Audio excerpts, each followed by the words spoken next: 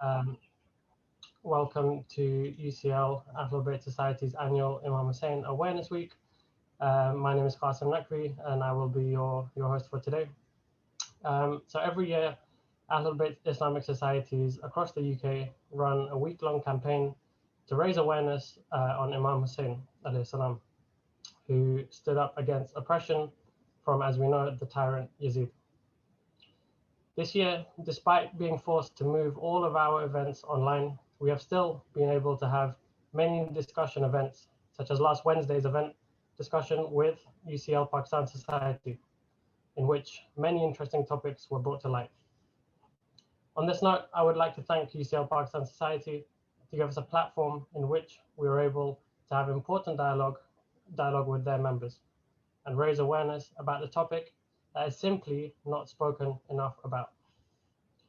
I would also like to extend a warm welcome to Harvard Islamic Society on behalf of UCL and SOAS ABSOCT for joining us today.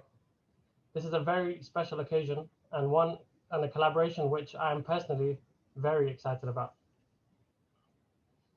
Now, in terms of today, we'll be having a panel discussion about the topic of Shia oppression and also global injustices that we are unfortunately witnessing in the world today. A few points to summarize the issue for those who may be unfamiliar. More than 2,000 Shias have been killed in Pakistan since 2002. These Shias have been targeted specifically due to their beliefs by individuals with extremist ideology. The problem gets worse when we look at Shias coming from ethnic minorities, such as the Hazaras. There have been numerous attacks on the Shia Hazara community, which began in the 1990s due to ethnic cleansing by the Afghan Taliban. In Pakistan, General Muhammad Zia al-Haq's policy of Islamization of Pakistan led to the proliferation of Sunni militant groups and many anti-Shia policies. We'd also like to use this opportunity to create awareness regarding other oppressions happening around the world. However, our sole aim is to spread awareness among the student population about Shia oppression in Pakistan, Shi'a Muslims suffering in other parts of the world due to their beliefs, and also create awareness about other ongoing oppressions. Now, in a moment, I will hand over to the first of our panelists to talk about their experiences in this topic. I would like to encourage people to use the raise my hand feature on Zoom to ask any of our panelists questions after they have spoken. Once you have raised your hand, one of our admin in the team will unmute you for you to be able to ask a question. There will also be an opportunity at the end for you to ask your questions. Thank you very much. But first, I believe we have Saliha Batool in the audience. She is currently living in Quetta in Pakistan. This is one of the most affected areas in Pakistan, which is affected by Shia oppression for the last few decades. And I would encourage her to share her experiences if possible. Thank you, Brother Qasim. Assalamu alaikum, everyone. I am Saliha Batool. I hope I'm audible enough to everyone. Right. So first, I'm going to introduce myself. I am Saliha Batool from Quetta, Pakistan. Currently, I am working in one of the educational institutes over here as an facilitator over here. And before I proceed on the topic and talk and share my feelings about the topic, I would like to thank the Ahlul-Bayt Islamic Societies around UK who arranged this program, which was very, very required, and it's significantly important to spread awareness and know about our fellow Muslim brothers around. So I would also, before I proceed, I would also like to have this, this opportunity to talk besides Brother Zain and Sister Batool. Thank you for having me over, the organizing members. Right, so I'm going to talk about my personal experience of living in Quetta, Pakistan as a Shia, belonging to the Hazara community, basically. I hope that most of you know who we are, the persecuted community about whom you get to hear very often. And the sad part is that we are mostly in the limelight for being killed, and nobody till date has identified any other reason other than us being Shia for our victimization, specifically in Pakistan over here. The very first question that I would like to address over here is that is very frequently asked: why us, in Quetta, Pakistan, specifically in particular? And the answer to that is very simple. It's just because of our very unique facial features that we have, that makes us, identifiable, and that makes it very easy for the killers to identify us specifically. So when it comes to Shia genocide, two of the places that you must have heard a lot about in Pakistan, it has been Parachinar, and now it's Quetta. Back to the date that I remember, there's hardly been any year that we have not had any blood-soaked corpses shouldered by the old fathers or very very young sons, and it's very really very painful. Um, to be very honest, I cannot share how do I feel living in a country or in a place where you're never having this feeling of feeling safe enough to go outside and to come back home. It's never safe enough at all. um, Talking about how do I feel living in Pakistan, and then also talking about the attacks that we have had on the Shia nation here in Pakistan. Um, it has been a journey of a never-ending bomb blasts, targeted killings. I think, target killings or bomb blasts, they are something that you talk about and then that's done. But when you talk about identifying the Shia people around from somewhere and then torturing them, slaughtering them, beheading them, piercing their bodies, in a manner that is really very inhumane. That is something very heartless and so brutal that I cannot even express how it feels to have those both bodies right in front of your eyes, and then being totally helpless, to see their loved ones around them crying, and then at the same time, well, if you talk about the recent Mach incident, I hope that you know about that. 11 coal miners who were beheaded and slaughtered. Um, I had talk with one of the family members of one of the martyrs over there. They had 5 family members, and all 5 of them were together working in the coal mines. He told me, the family member, he told me that 2 of the bodies were mutilated in such a manner that it was difficult for them to even carry the bodies and bring it, back to the home. Um, I'm really overwhelmed at the moment. I cannot even express how to share that feeling when he was telling me that 2 of the boys who were aged 17 or 18, maybe 17 to 20 years old, they just joined the coal miners at that very same day, and that was for the sole reason that they had to earn a loaf of bread for their family. And that was the day when they were attacked by those heartless, vicious, animals, I may call them. So it's never really easy to express the feelings and to tell you and share you. But then again, when we had the protests all around the globe, when we had our fellow Shia brothers from not only Pakistan but also from around the globe, who raised their voice for us, who accompanied us and who joined us, who just extended their support for us, that was really very motivational. And that is, I think, one of the things that gave us hope when the prime minister of this country labeled us as blackmailers.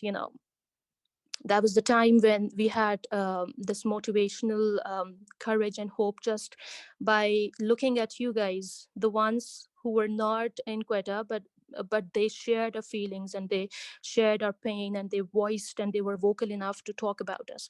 So for that, thank you so very much to each and every one of you who showed up and who actually showed that you are sharing our feelings in the most honest and genuine manner ever. So that is how, in Pakistan. Okay, yeah, I wanted to just share this very important and significant thing regarding the current situation over here in Pakistan. It's pertinent to mention that when you're living out of a country or out of a place, you don't actually know what is happening, the inside stories, inside the place that is being targeted or that is being affected by those target killings and bomb blasts, etc. um, Here, most of the people might think that we are not safe by the hands of the local people, or maybe we are having, grudges, or we have our very daily in our daily routines. We are having any kind of we are not friendly enough with the locals. No, that's not right. The local people over here, they are very supportive, they're cooperative, most of them are kind enough. But then again, it's a very small group of people who are actually having their own benefits. They are facilitated. I must say they were funded, maybe, that they carry out such attacks. And there is nothing with the locals around here. So we are very we share a very brotherly relation with the local people around us. But we should make this and spread this and make people around aware about it, that these attacks that are being carried on the Shia nation here in Pakistan, they are basically being carried upon by a very small group of people. I think this is going to be identified by the panel discussion by Sister Batool, also, who is a political activist. So this is one thing that I wanted to make sure that I should be addressing in this on this platform. Um, if there is any other thing that you would want to ask about, or you would want me to, share about, you can please, you can just ask me. Thank you so much, Sadia. I tried to make notes, but I honestly couldn't put into words kind of, I really couldn't imagine, the kind of things that you've been going through. And, my heart goes out to you and your family. Obviously, we all here, we have the one aim to raise awareness and to create dialogue about these topics. Now, I will open up to the floor now. If anyone does have any questions for Saliha, you can just raise your hand, and one of our team members will get to you.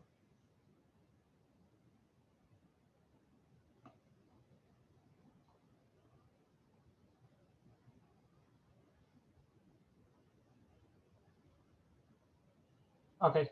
Well, Saliha, one question that I have is how do you think Pakistan will be able to move forward on this? How will the situation improve in Pakistan for in the near future?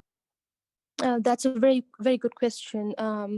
Actually, to be very honest, until and unless we don't identify within our Muslim brothers around, belonging to Ahl Sunnat and Ahl Tashayyu both, until and unless we both don't, we should be sitting together on one, like a table talk, and we should be identifying the enemies or the propagandists, maybe, who are actually carrying out all of these plots against the instability of the country. I believe these targeted attacks against the Shia nation, the oppression that they've been carrying on, it's not only about the beliefs. One of the reasons is to spread sectarianism, but then it's not only that, it's also to destabilize the country with, having a much broader um, benefits or profits maybe in their minds. So we should be, until and unless we are not going to sit together, we should not be, until and unless we don't identify those miscreants, Pakistan is going to suffer in their hands because we have given this country to their hands. Yes, I totally agree. So we have one question from Zain.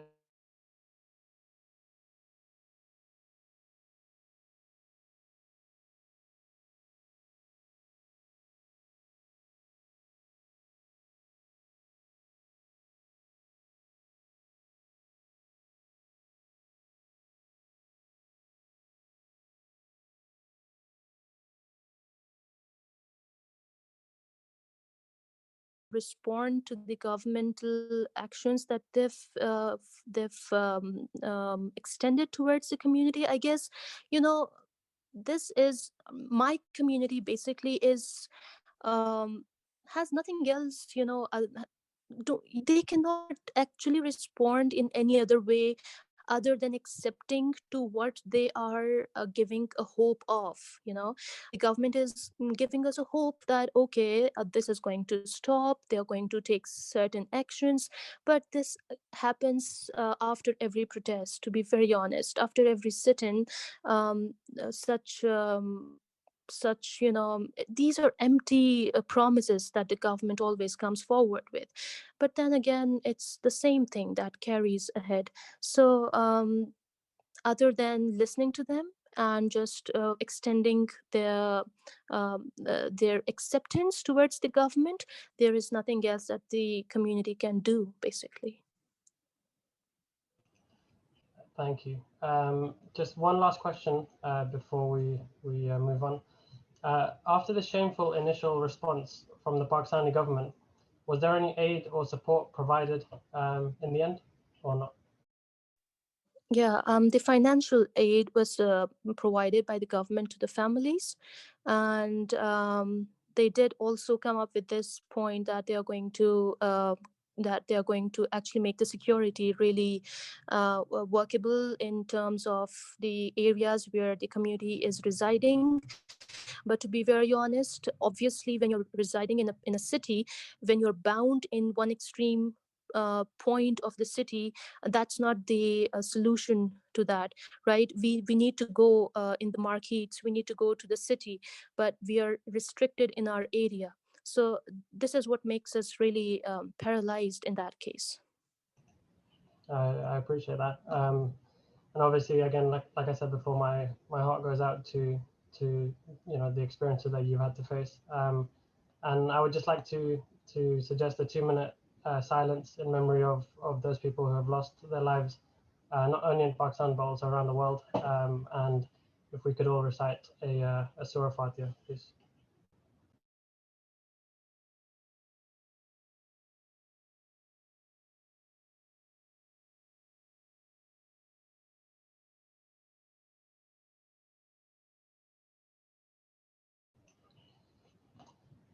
Right. So in terms of the rest of the event, I will give you an outline of who the speakers are just right now. So we will be joined by Alekbar Azam in a moment. He was the president of City University APSOC, which is in London, and he's also the chair of the Muslim Student Council, which is a council made up of more than 25 APSOCs from all over the UK. Our second speaker will be Batool Subeiti. She is a political activist and has written extensively on global political issues, such as those in Palestine, publishing many articles in the Muslim Vibe and also many other international media outlets. She has served as University of Birmingham APSOC president, and she will be talking about the weaponization of sectarianism to serve the imperialist agenda. Our last speaker will be Zain Haider. Zain is a social commentator and activist who will be speaking about the current situation in Pakistan. Some of you may know him from his social media presence on Instagram, for example, as well as by speaking in events such as these. He has worked on many development projects in Iraq, Kenya, Mauritius, and many other South Asian countries under the Commonwealth and British Council. So Inshallah, hopefully Ali Akbar is ready now to unmute himself. I invite him to the stage. Thank you.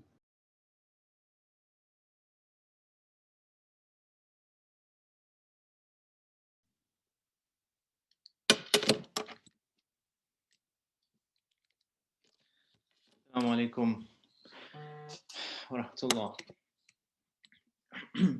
Can you hear me fine? Cool. Right. So before I begin, I was quite reluctant to speak, but my dear friends Qasim and Zamarud had insisted that I speak, so here we are. So what I'm going to do is just go very briefly, quickly over the region in Asia, just going through different countries and looking at the state or the situation of the Shias in those countries. Now, I didn't have a lot of time to prepare this document, so I do apologize in advance, but hopefully, inshallah, there will be some benefit to you guys. So I'm just gonna share screen. Okay. Okay. How did you make this full? Sorry.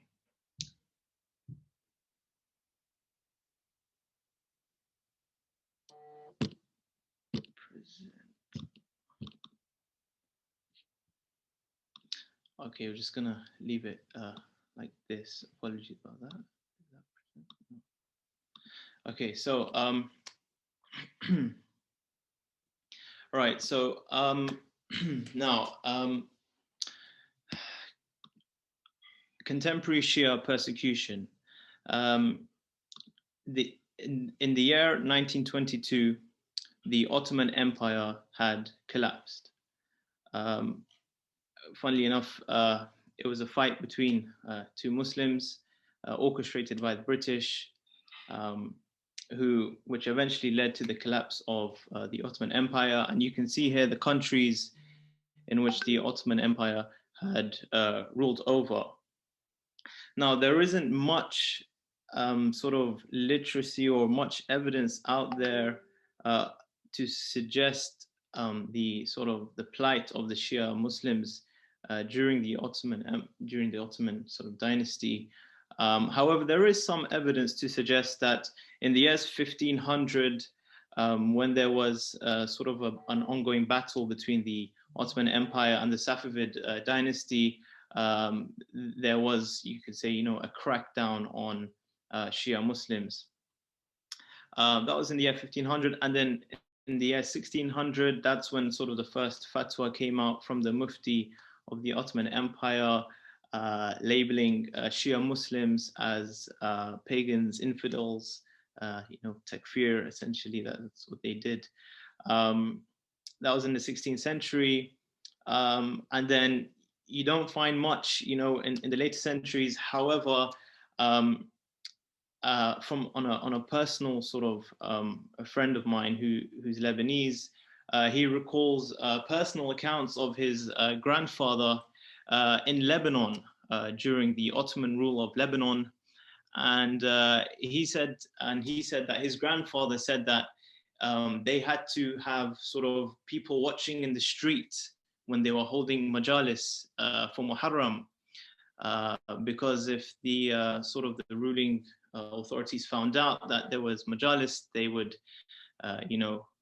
be cracked down upon. So even up until the late 18th century, you could say, towards the end of the Ottoman Empire, the Shias in Lebanon, at least, were facing some sort of oppression, persecution, where they weren't able to fully practice their faith fully. So this brings me to my first country, which is Lebanon. A population of 6.8 million as of 2020, and Shia population is 22%, which is approximately 1.5 million people. These statistics are from the CIA, so I'm not sure how accurate they are. Nevertheless, The state of the Shias in Lebanon today, as of today, is one where the Shias are, I would say, very powerful at the moment. In Lebanon, they are freely and safely able to practice their faith in public.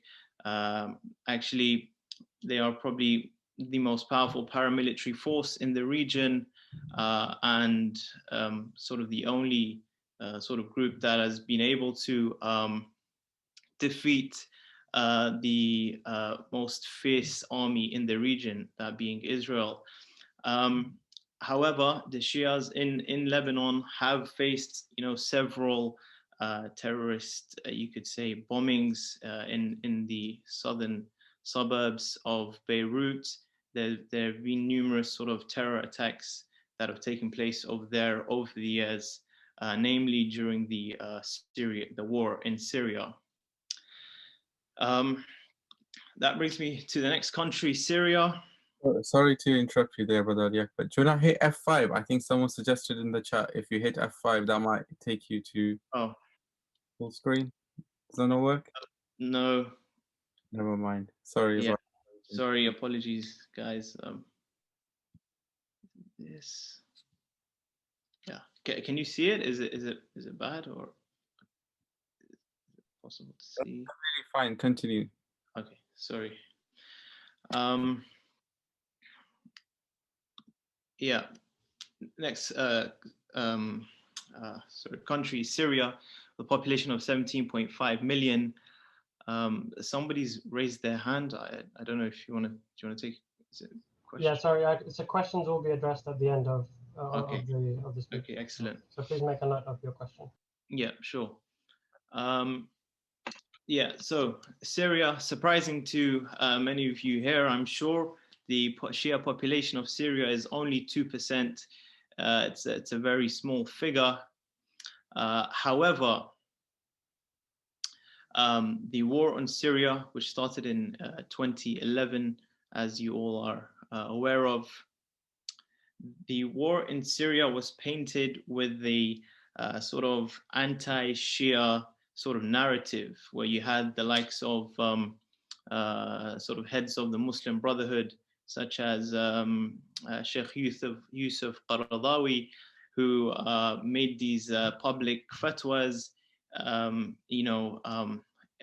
calling for people to go and raise jihad against the Bashar al-Assad, who's an Alawi, and the Shias, and you must kill them, and what you have it. And then, a lot of people following that fatwa went to Syria in the sort of mindset that these are Shias and we need to go and kill them. And of course, when ISIS was there, present in Syria, they too had this very anti-Shia sentiment going on, whereby they had written,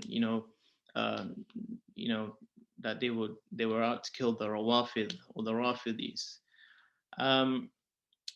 But yeah, surprising to many of you, 98% of the Syrian population comprise mainly Sunni Muslims, Christians, Druze, and many other sects that are that exist within Syria.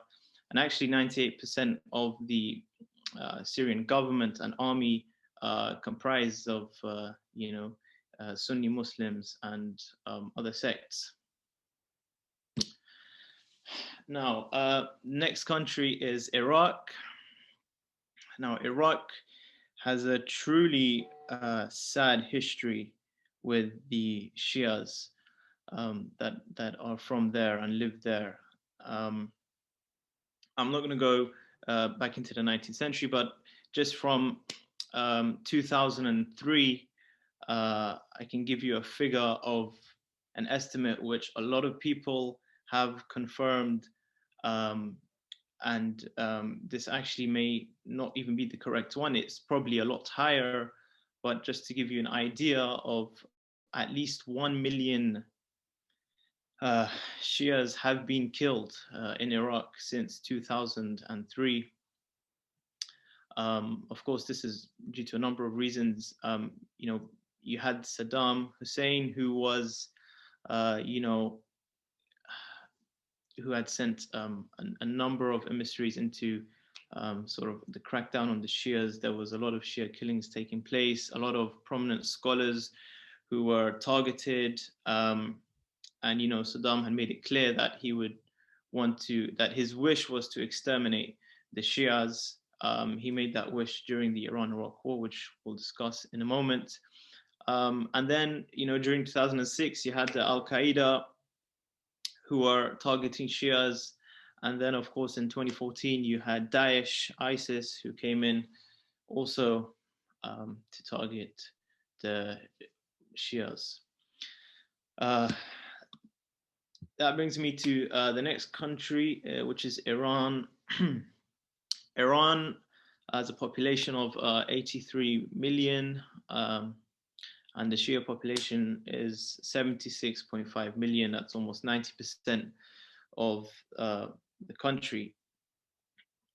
Now, the Shias in Iran are relatively, safe and stable. They have been for the last sort of 30 odd years, 40 years, I'd say as well. But in 1982, they were in the Gulf War, which was an 8-year-long war, 8 or 9 years war, when Saddam Hussein had invaded Iran. And he made it pretty clear that his wish and intent was to exterminate all the Shias. And before that, when the Shah was in power, the Shah himself, being a Shia, had also cracked down on the Shias and killed thousands of them. Next country is Pakistan. Pakistan, population of 220 million as of 2020, with a Shia population of roughly, I would say, 20%, comprising 40 million people. That's a very large number. In fact, the second largest number after Iran. So Pakistan is the second largest populous Shia country with a Shia population. And this is a rough figure that I had found with my research, that in the last 10 years or so, there have been 60,000 Shia killings. And the source of which was the Shaheed Foundation, which is a charity that operates in Pakistan, which deal with the sort of helping the families of the martyrs, the widows and the children. Next country is Afghanistan. A population of 38 million, Shia population 8 million, so roughly 20% of the population. Afghanistan, the Shias there primarily are comprised of the Hazara ethnic group. And as you guys know, this event and this whole week is actually on Pakistan and Afghanistan, on the Hazara community. So I'll leave that to the experts to discuss, inshallah. But they too have been the victim of numerous terror attacks within Afghanistan and Pakistan, of course. The next country is Malaysia, and some of you may not know this, but the population of Malaysia is 32 million. The Shia population is conservative measures, I'd say 500,000. And actually, the history of Shias in Malaysia is quite a sad one. They have been sort of persecuted since the 90s, the 2000s, and then in 2019 we saw a more harsh crackdown on the Shias, and I think that came timely after a $6 billion loan from Saudi Arabia. And then there were reports that Shias were being sort of picked up, their houses raided, the mosques raided.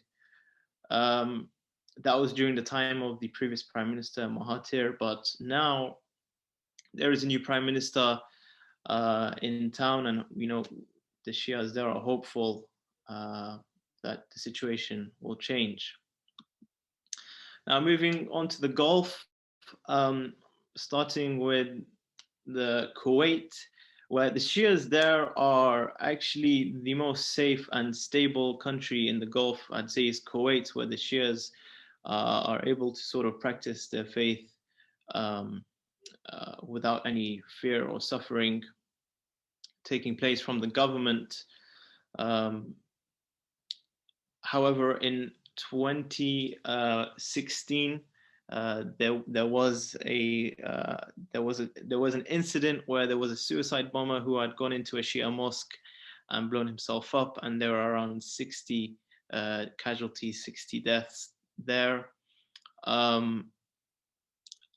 In terms of sort of systemic anti-Shia discrimination from the government, there was also an instance several years ago known as the Qadiyat Abd Ali, Khaliyat Abd Ali, where around 40 Shias were arrested by the Kuwaiti government. They were just chilling one day, and then the CID just pulled up and just arrested them all. Actually, surprisingly, funnily enough, there were Americans there with them who were present during the arrest.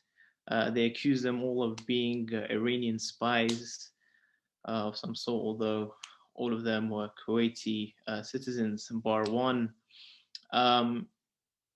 That's sort of the only sort of incident that we can sort of find in Kuwait. Sorry, I don't want to interrupt, but if you could just, I'm just being wary of time. Yeah. If you're able to just summarize. Sure. Thank you. Okay, I'll just go quickly. The UAE, 10 million, Shia population, 750,000. The situation of the Shias in the UAE has sort of tarnished over the years.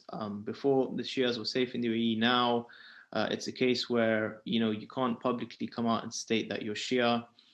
In fact, there was a case in Abu Dhabi where the government actually built a center for the Shias 30 minutes outside the city, and sort of the next day when it was built, 2,000 cars or so went to that mosque. And then, Shia Muslims who had congregated for prayers or Friday prayers. And the next day, those 2,000 cars were all deported. All the people. This was on daytime news in Abu Dhabi. This was, everyone saw this happen.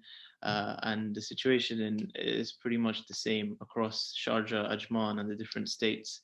In fact, in Ajman, it's different. The Crown Prince is known to have said to his son that, son, build clubs, casinos, whatever it is you want, but you can never build a Shia mosque, and it's illegal to be a Shia in Ajman.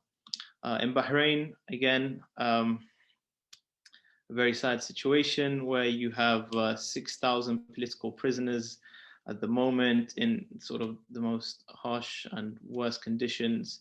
There aren't photos, but you can go out and look at that.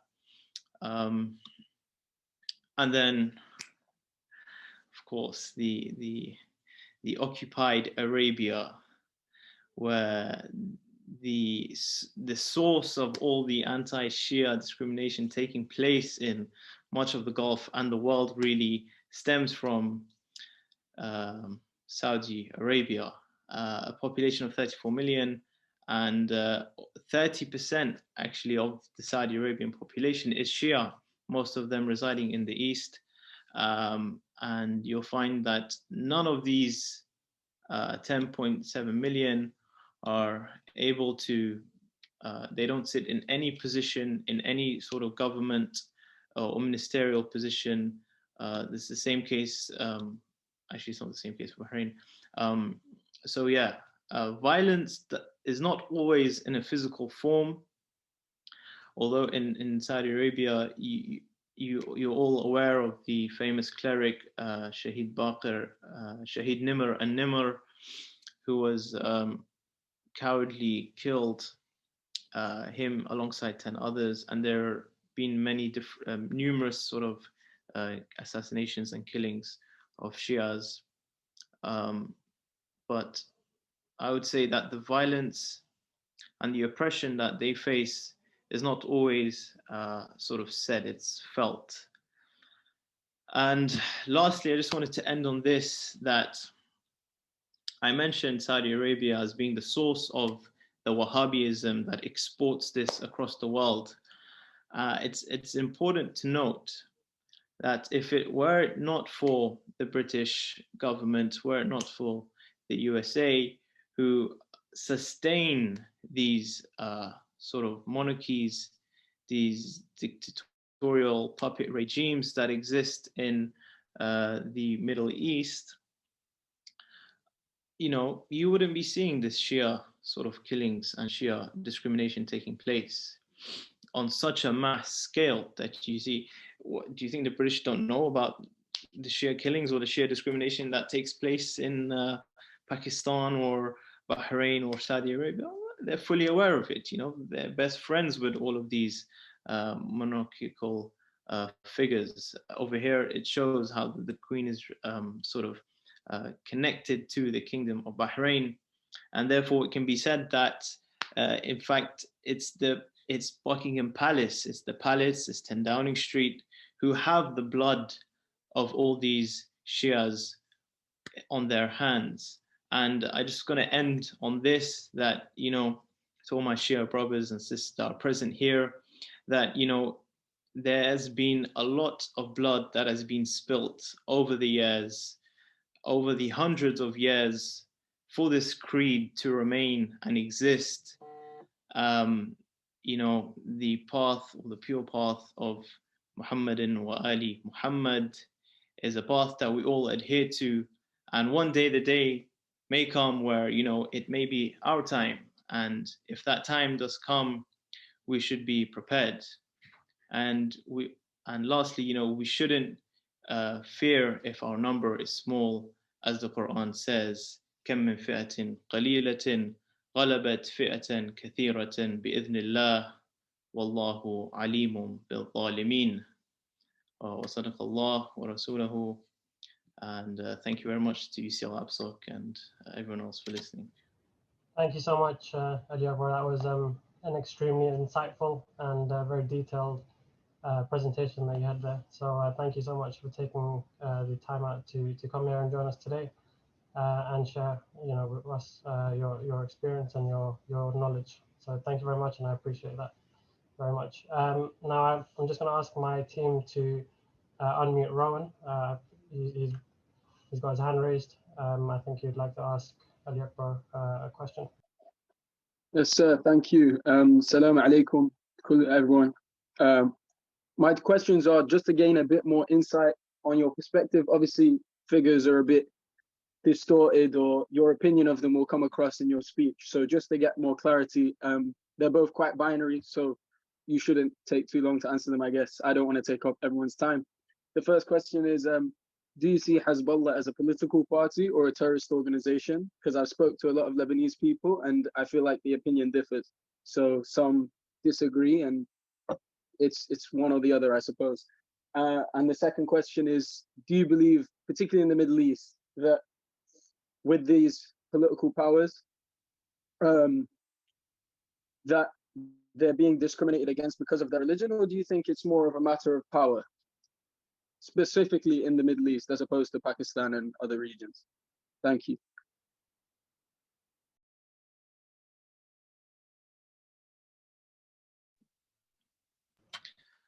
With regards to your first question, Brother Rowan, the UK government has prescribed Hezbollah as the West normally does, prescribe different groups across the West, but many pundits, especially political pundits, and I'll refer to you later on to some of the professors in UK universities who have called that move basically an act of desperation by the Conservative Party, being pressurized by the Israeli lobby to brand Hezbollah as a terrorist organization. Hezbollah is the sort of the largest political representative party of the Shias in Lebanon, with over 684,000 votes in the last elections, I believe, and they hold, I think, 60% of the seats in the parliament.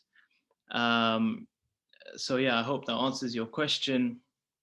As for the second question, with regards to the Shias being discriminated against, I mean, if you look in the case of Saudi Arabia and across the Gulf, really, you know, the Shias have existed there for centuries.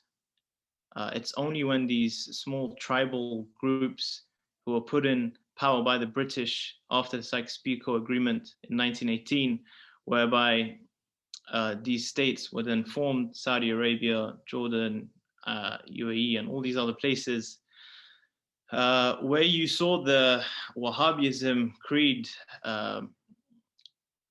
translated into policy, state policy, and you know, it's a total erosion of democracy and freedom and rights of just humans that, you know, we didn't see. So yeah, I hope that answers your question. Thank you for the response. I do see a couple of other questions in the chat, but I think we will save them for the end of the event, inshallah. So now I think it's time to move on to our next speaker. She is Batool Subeiti.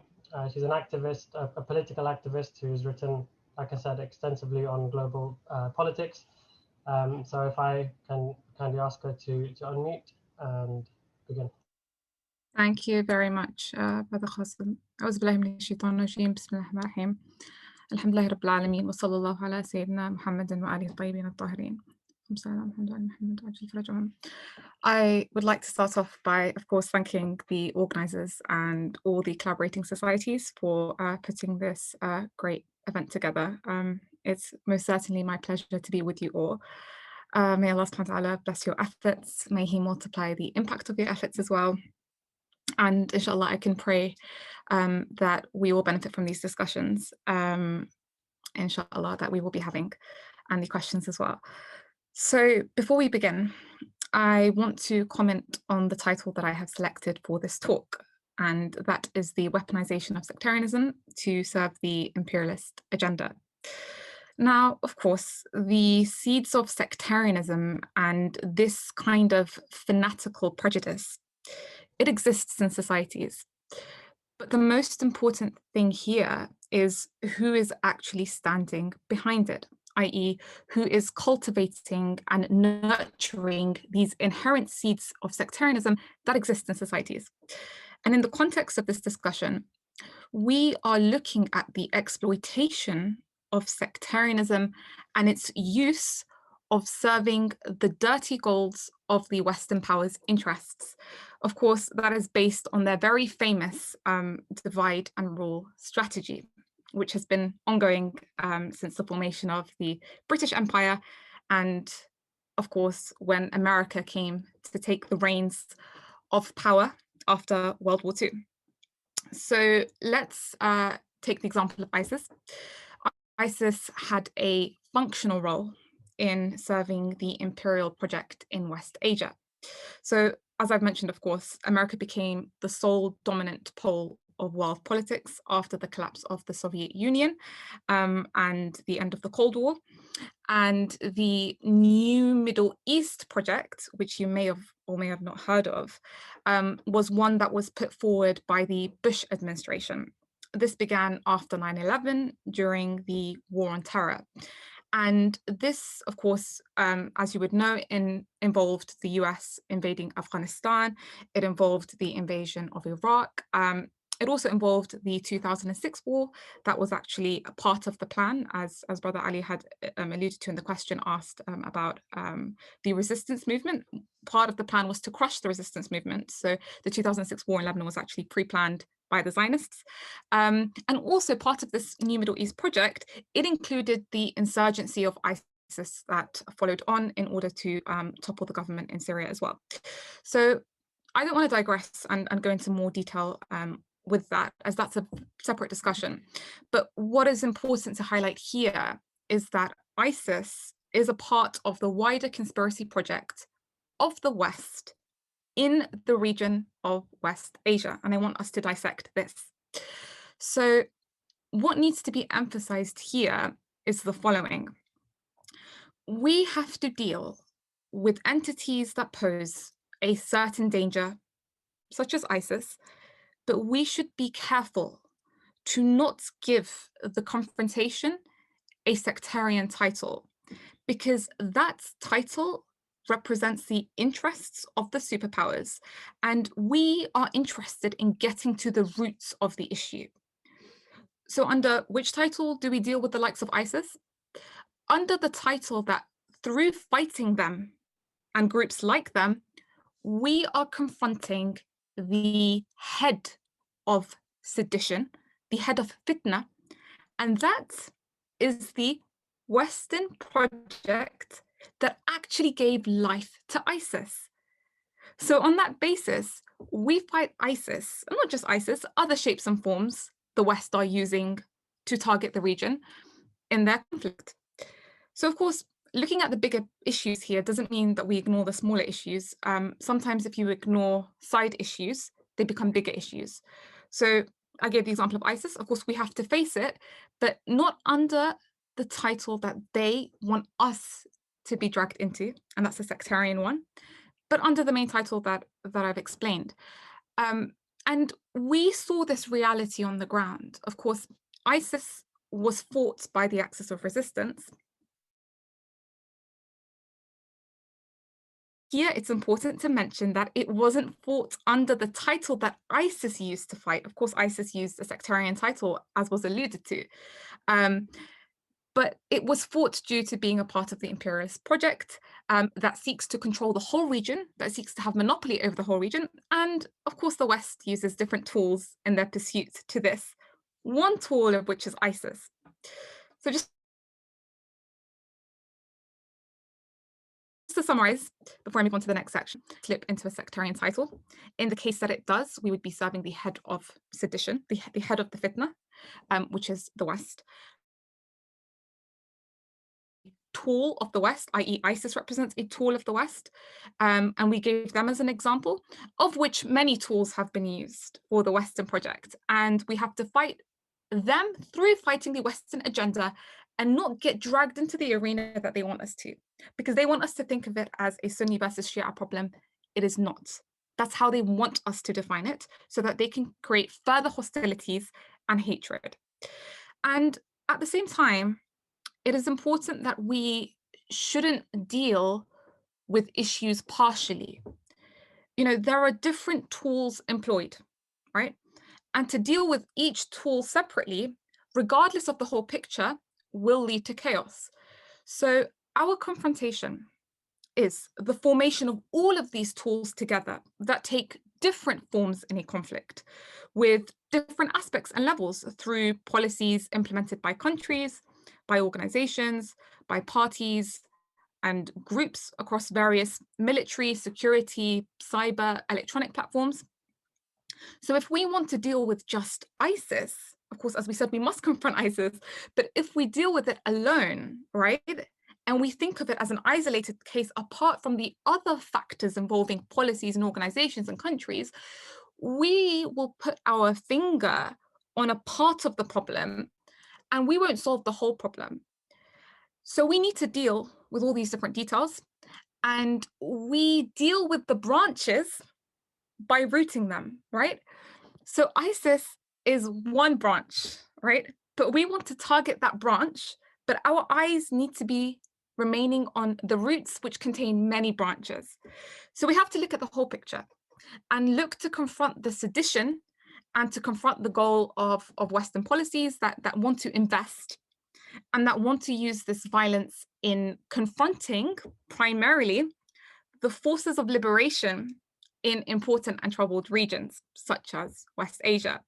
And of course, these forces of liberation, and I will be going through perhaps a few of them, these forces of liberation are an obstacle for the West to achieve their hegemonic goals under the New Middle East project, where they have full leverage.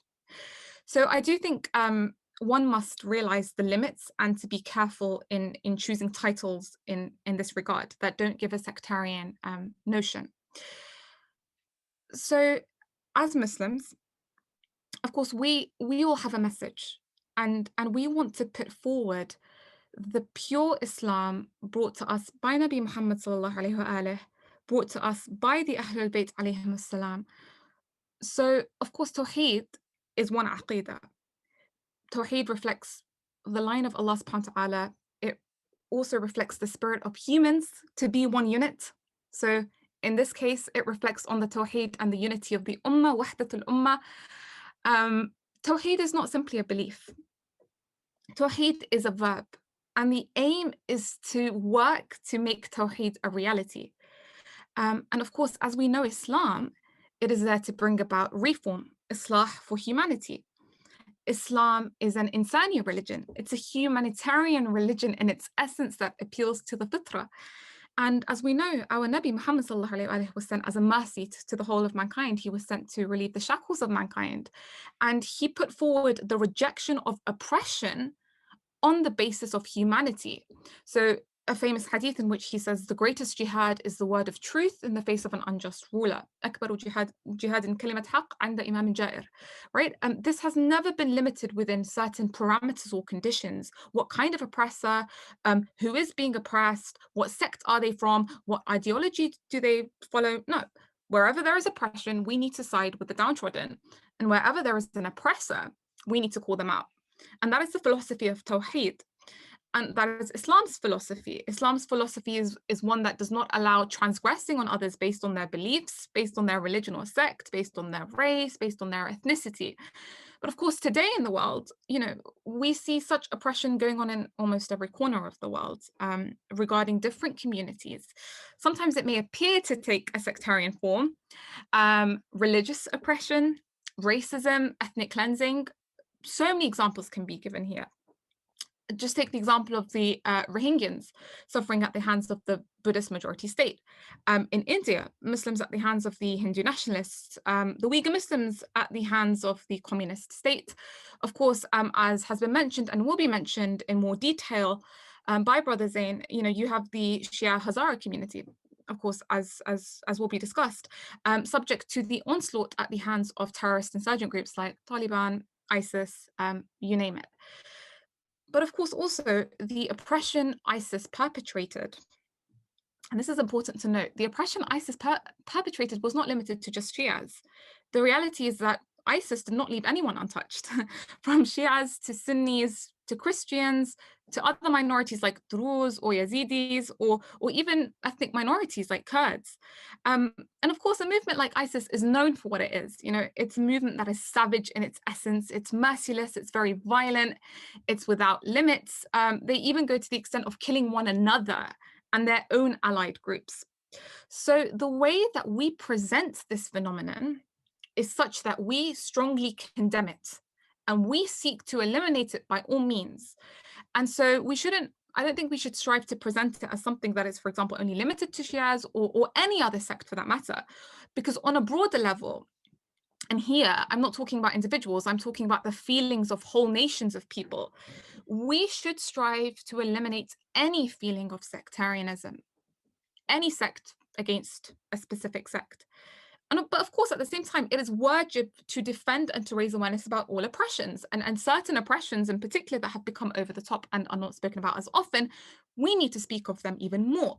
But the way in which we present it is very, very important, not to be dragged into where they want us to be dragged. Now onto the main topic, of course, we can separate the discussion into number one, systemic oppression. That is on a governmental or institutional level. And number two, as I've touched upon, tools such as ISIS that aren't systemic in their nature. They are short-lived. They're like a bubble. They expand and contract to fulfill a particular purpose for their imperial masters. They're used, they're directed. They also have a sectarian cover to them. They seek to carry out civil strife and instability that is then exploited by the superpowers. So we need to differentiate between systemic oppression and such tools that are used. So I'd argue that what is actually more dangerous than ISIS is actually systemic oppression that goes under the cover. So an example of this, and I will be providing a few examples, is what Shia citizens face in Bahrain. So in Bahrain, as I think Brother Ali alluded to this statistic, they constitute 70% of the Muslim population, but they are denied many rights by the law. So for example, they're not allowed to hold key government posts, serve in the police or the military. They're very, very limited in that regards. Bahrain's personal status law adopted in 2009 doesn't apply to Shias, although it should to all citizens equally. But what I want to allude to here is also very, very important. The reality is that the systemic oppression of Shias in Bahrain is occurring, as it is in the other examples that I will be stating, because the ruling family of Al Khalifa in Bahrain, who are themselves puppets of the West and only there due to the need of the West for them because they place them there, that family, that dictatorship, they want to stay in power and they want to consolidate themselves. And if you look at the Shia, and I put in quotations Shia movements because they're not limited to Shias, but the majority of those members of the movements are Shia. If you look at the Shia movements in Bahrain, you have the likes of Hassan Mushayma, the leader of the Haqq movement. You have Abdul Wahab Hussain, leader of the Wafa movement, Al-Shihabi, leader of the Bahrain Freedom Movement, who formed the coalition of the Republic. They called for the overthrow of the government. And so the motives for anti-Shia sentiment are they're not rooted in an interest to curb the Shi'i faith per se, as much as they are political to limit such movements that happen to be led by Shias and that carry with them the spirit of resistance. This is something carried by the Shia population of Bahrain themselves. And we have seen the uprisings after, the so-called Arab Spring in mass in Bahrain. And so the reality is that Al Khalifa, they're not religious to care about religion. They're not religious to care about what sect someone is from. I mean, they recently normalized ties with the Zionist state, something neither sect nor any person of conscience could accept. So they don't care, are you Sunni, are you Shia? They don't care. As long as you're on their side, serving their interests, they won't have a problem with you.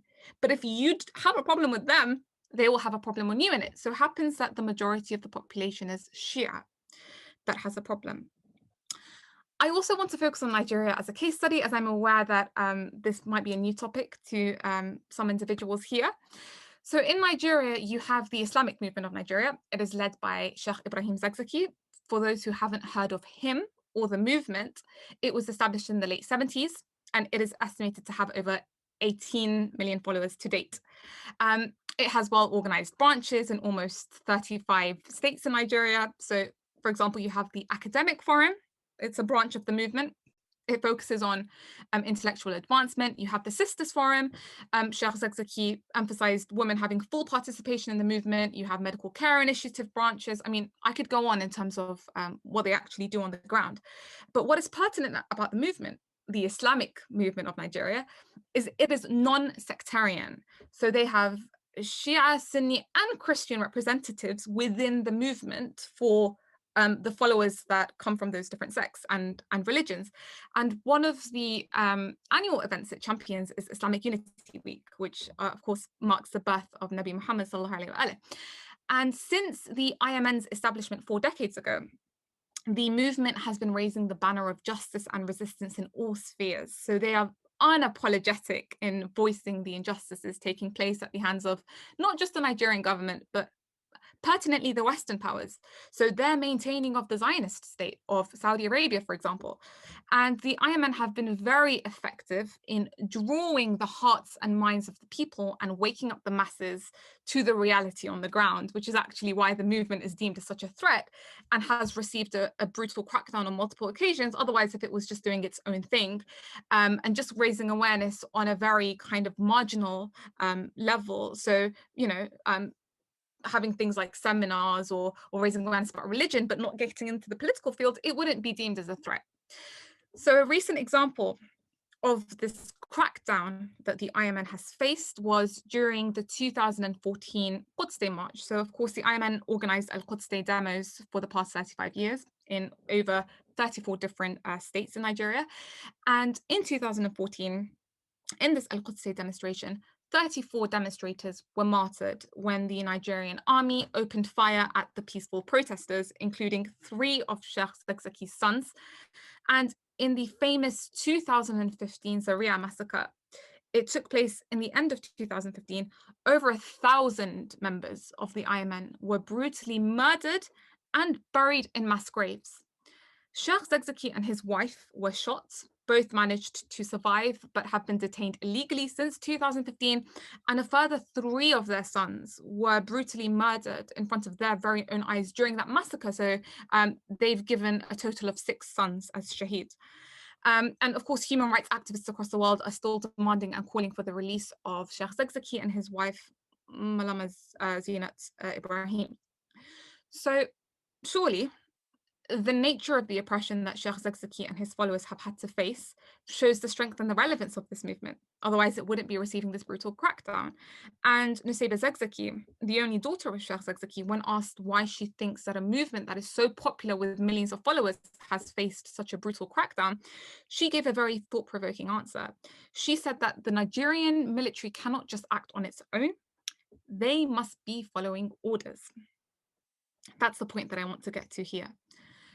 What is pertinent to note is that whilst the oppression that the Islamic movement of Nigeria are facing is being carried out by the Nigerian army, yes, they're the ones with the guns, they're the ones with the munition, the Nigerian authorities themselves are being pushed to carry out this aggression by those who view the movement of the Islamic movement of Nigeria as a greater threat to their legitimacy, namely Saudi Arabia.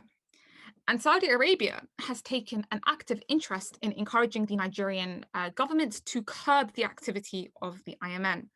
So in early 2018, Saudi Arabia sent the Nigerian government over $10 million worth of military equipment to use against the IMN members.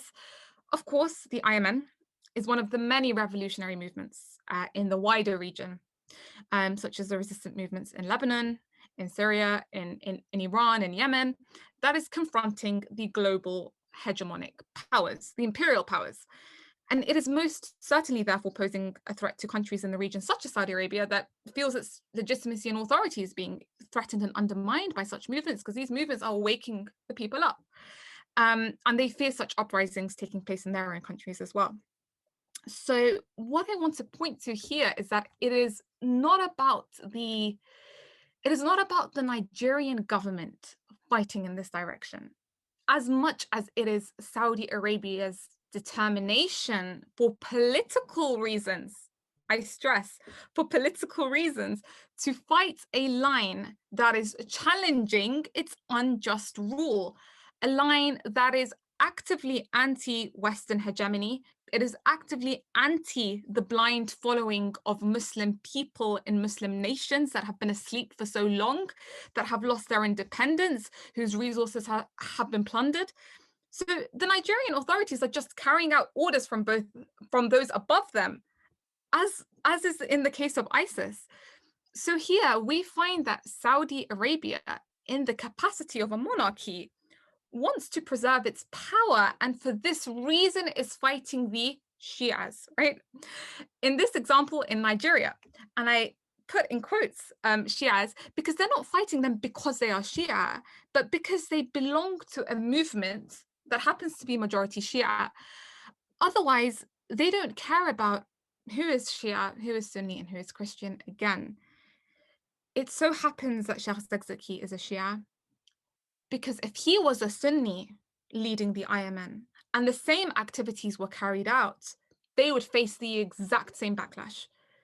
Saudi Arabia, in this case, also in this case study of Sheikh Zakzaki in the IMN, has been actively propagating its Wahhabi ideology in Nigeria.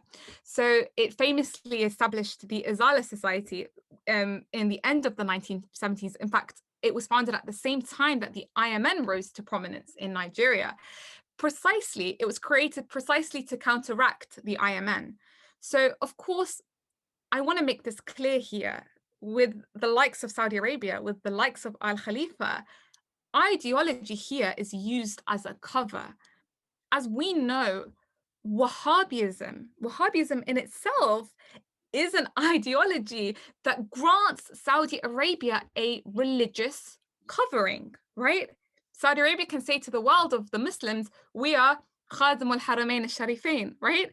And it uses that. So people look at that and think, oh, if there are Muslims ruling, then there must be nothing wrong with Saudi Arabia, right? The general notion that they want to give. Wahhabism is an ideology, as I've just mentioned, that grants Saudi Arabia a religious covering. And let me give some historical context to what I'm saying. So Ibn Saud and Ibn Abdul Wahhab, they famously made a pact where Ibn Saud stated that he would protect and propagate the doctrines of the Wahhabi mission, whilst Ibn Abdul Wahhab, in return, who is the founder of the Wahhabi movement, would support the ruler and would supply him with glory and power. And if we fast forward to the beginning of the 20th century, Ibn Saud signed, so the ancestors, of course, his name was still Ibn Saud, he signed the 1915 Darren Pact with the British government, thereby accepting the status of a British protectorate. And ever since, Saudi Arabia has been a puppet of the West. It was founded on the basis of being a British protectorate. And this is, of course, especially America, after America rose to power after World War II. And so the equation is as follows. The Saudi monarchy receives security from the West in exchange for whatever the Western interests dictate and whatever is propagated by the superpowers, namely the Americans. This is the equation that I think is very important for us to understand. The Saudi monarchy receives security from the West in exchange for whatever the Western interests dictate. The monarchy itself has no inherent interest in religion. This needs to be made clear. It is a dictatorship that considers it owns the land, it owns the people and everything in between. I mean, they even call the land of Hijaz after their own name. And the reality is that their existence, the existence of Saudi Arabia, is only due to the need of the West for them. Because of course the region is precious, the region is resourceful, they want to milk it, they want to exploit the region. So the West is using Saudi Arabia to serve their own interests. And in order for Saudi Arabia to then remain in power, they have to consider the main political threats to them. Who are the main political threats to them? Movements that are calling for independence, movements who are resisting the shackles of tyranny. And it is here where we see Shia oppression. So the fight is a political one, not a religious one, but they're using a sectarian cover and they want us to see it from the lens of Sunni versus Shia, because they know how much that can serve their interests. You know, they say that they're attacking them because they're Shia. The reality is that they couldn't care less about religion, and their records speak for themselves in this regards. You know, if they cared about religion one iota, they wouldn't be bombing Yemen to the Stone Ages.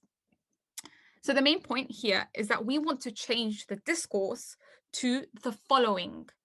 The systemic condition in the oppression of the Shias today, its dimensions are political, more so than inherent fanatical prejudice towards Shia, and I'm talking about the systemic. Prejudice, this kind of inherent fanatic prejudice exists. Of course it exists in people. And as I stated in the beginning, you know, the seeds of sectarianism, that exists within people in society. But what do? They poke at it and they weaponize it. So the title that they use is the title of hatred towards Shia. And as much as they can, they look to resurrect the differences between the Shias and the Sunnis on theological, historical matters. So-called scholars are paid on TV to do this and to stir up sectarianism. This occurs in both sects, by the way. This occurs in both sects, Sunnis and Shias. But scholars are paid to cause hysteria and sectarianism, while they themselves, they have nothing to do with the Prophet and Islam, to even care about religion and who is what. So this systemic oppression It is political in its essence. In places where they feel like there is a kind of influence for the spirit of independence and resistance, they will seek to crush it face on. And they face it either through paying scholars to do this, through spreading the Wahhabi teachings, through paying other governments to do this, as we've seen in the case of Nigeria. So we've spoken about Bahrain and Nigeria. Could give the same example for why they are besieging Yemen. It is not because of the fact that the Houthis are Zaydis. It's not to do with the fact, but what it's not to do with the fact that there is a Shia population within Yemen either. It's to do with the fact that the Houthis, they're a free movement. They don't want the whole area to be a part of the American project that by its own standards has sought to liberate Yemen from subservience to Western interests. That's the main concerns of the Houthis. And this is something that's actually not known within the Arabian Peninsula. Like, this is a new vision and a new movement. And of course, the Strait of Bab el-Mandeb as well. This is important. The Strait of Bab el-Mandeb that connects Yemen with Northeast Africa also renders Yemen a geopolitical strategic location of great importance. Yemen is also neighboring Saudi Arabia. So of course, Saudi Arabia here, when we see this military led imposition and war on Yemen, Saudi Arabia here is being used by the West to target, in case any movement in this region that is generating its own path of freedom in thought and decision. And they have therefore prompted Saudi Arabia to attack the Houthis. And as we know, America and Britain, surprise, surprise, are the ones funding and supporting Saudi with all the arms and the weapons in the world that they need. So of course, Saudi Arabia also fears the nature of the free and independent movement of the Ansarullah that may inspire Saudi Arabians to also rise up against their own dictatorship and monarchy. So they fear the contagious nature of it. You know, Saudi wants the region to be asleep. They want the area to be dependent and under the slavery of the West, as they in power are. And so naturally, they're not able to stand such a movement. It's a very natural thing for them to oppose such a movement. Again, I'm not going to go into further details. I mean, examples can be given with regards to Lebanon, with regards to Iraq, on how sectarianism is being weaponized and stoked due to the existence of these resistance groups that happen to have Shia leaders, or the majority of those within them are Shia. So we've spoken a bit on number one, and that is the systemic oppression. In terms of number two, we mentioned the tools created. So we said at the start that the likes of ISIS that the West funded, they have a certain role, and their role is to fulfill Western interests through fulfilling their own interests. So you might ask, ISIS as a movement inherently wished to have a so-called Islamic State that expands, right? That was their wish. So what does the West do? The West takes advantage of that. The West exploits the situation that ISIS faces itself in through providing them with arms, through providing them with training, through providing them with intelligence, and they use ISIS as a tool to do what? What is the purpose of ISIS, right? They use ISIS to fight as their proxies. They use ISIS as a proxy to hit other existences that they want to get rid of. They want to get rid of the axis of resistance and the axis of liberation. So you see that ISIS were left to nurture in locations where you find the spirit of resistance. So for example, in Syria, Syria is a part of the axis of resistance. Syria has always been against imperialism and the Zionist state. It's always been anti-Zionist. And it was also planted in Iraq. ISIS was also planted in Iraq to create a civil war, to create instability. Remember, ISIS was created during Obama's administration, where Obama had no excuse but to vow for the return of the American troops in 2011 when he made that famous speech and he said, our troops are coming back home. They don't want their troops to come back home. They want a pretext to remain in the region. And so fighting the terrorists that they nurtured became a pretext for them. So anyways, we said that, you know, ISIS was not systemic. It's a tool that they use. It grows and it contracts. Albeit ISIS is a very dangerous tool, as it's very aggressive, and it's even come back to haunt the West. It's come back to haunt those that actually nurtured them. So, okay, at this point, I just want to summarize because I've been speaking for quite a bit. So a lot has been said. How we look at things is important. We need to speak about oppression perpetrated that isn't limited for example, to certain sects, because the head of sedition, the head of the fitna, wants us to see it as a sectarian conflict. Rather, the confrontation should be, and is really on the ground, it is against the Western policies and the tools that they want to invest in, and they want to use this violence that is created via the tools, via the systemic oppression, to confront the forces of liberation. And these forces of liberation are an obstacle for the West to achieve their hegemonic goals. So this is something that needs to be made very, very clear. We said the conflict is not Sunni versus Shia and vice versa. We need to shine light on the root cause, not how they want us to define the conflict. This conflict is between the movement of independence and free thinking and the monopoly of the West to destroy these political movements. So if prejudice and hatred exists, and it very well does exist, they will seek to stoke the flames and to resurrect this. This is part of their divide and rule strategy. So when Ibn Abdul Wahhab came, he resurrected something that wasn't there for a very long time and that was actually buried in the books. He brought about all these theological differences precisely to stoke up hatred and to weaponize it. So we said that this kind of hatred exists in people's nature. It is not difficult to cause hatred between people, but we don't ever want to promote the issue as a sectarian one. We want to bury the differences and deal with human issues that are in common, and we want to focus on the root causes. So then we looked at the systemic oppression versus the tools employed. We said tools are at the hands of systems that are ruling, that the West pokes to serve the interests that they want. These tools, like ISIS, are temporary and they appear in certain areas. We said systemic oppression is a part of the general conflict in the region. The seed of fitna, so sedition, becomes a tool.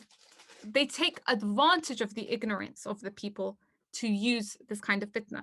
So it appears as though it is genuinely within the title of Sunni versus Shia, but the reality is that it is within the political dimension. We gave the example of Nigeria. We said that Saudi Arabia is what drives Nigeria to commit these atrocities through financing, through military equipment, through spreading the Wahhabi ideology and its interests to suppress the Islamic movement of Nigeria. We said Yemen is a strategic location. You have the Strait of Bab el-Mandeb, which is bordering Saudi Arabia. You have the Ansar Allah's movement that isn't fought because it is majority Zaidi, but because they are not hostage to Saudi Arabia, because they want freedom from the shackles of slavery to dictatorship and imperialists. We give the example. If you could just continue, with the last, with a few lines, please. Yeah. I'm just really wary of time. I'm sorry to cut you off. Sure.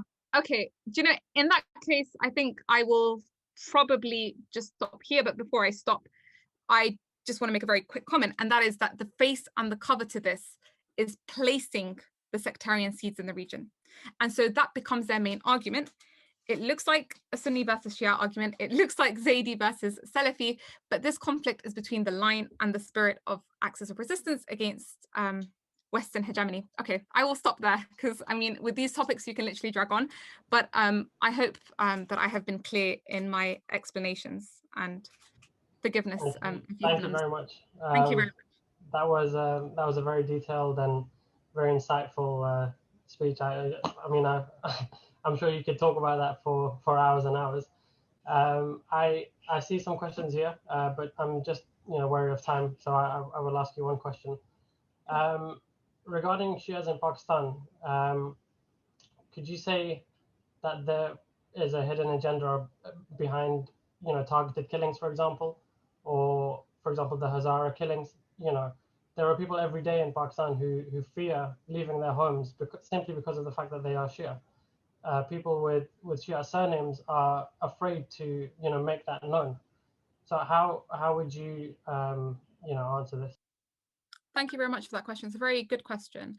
The population of Pakistan is a very, I would say, energetic population. If put in the right direction, they would be very effective. So the reason that they create this kind of civil strife, and again, as I mentioned, sectarianism is that kind of cover, is precisely in order to distract the population. You know, that is their main aim. You know, I mean, look, there are many ways of distracting. One way of distracting is by causing poverty and instability and chaos. In the West, we see this distraction in the form of the celebrity industry, right? We see this in the form of distracting us through our instincts. In places like Pakistan, this civil strife that is created is precisely in order to cause so much instability and chaos within the region, such that the population itself has no time to think about how to actually rebuild the country, how to be effective citizens and agents. And that's what they fear the most. And of course, even if you look at the history, when Zia al-Haq came to power and was very, you know, for example, anti-Imam Khomeini, was very anti this movement of liberation that was created in the Middle East. And they really, really feared the spread of that to Pakistan, which is again why they precipitated and introduced, you know, anti-Shia laws and targeted the Shias, that they were very afraid of that kind of free thinking that would emerge in the region, as has emerged in the many other case studies that I have given. So I'll just keep it short and sweet there. Yeah, that answers my question. Yeah, thanks very much for that. Yeah, again, just to reiterate, you know, very academic talk. Thank you so much, you know, for sharing your expertise with us. And now I'd like to just move on to our final speaker, Zain Haider, if I can ask you to unmute yourself. Floor is all yours. Assalamu alaikum. Bismillah ar-Rahman ar-Rahim. Let me just start my timer. Conscious of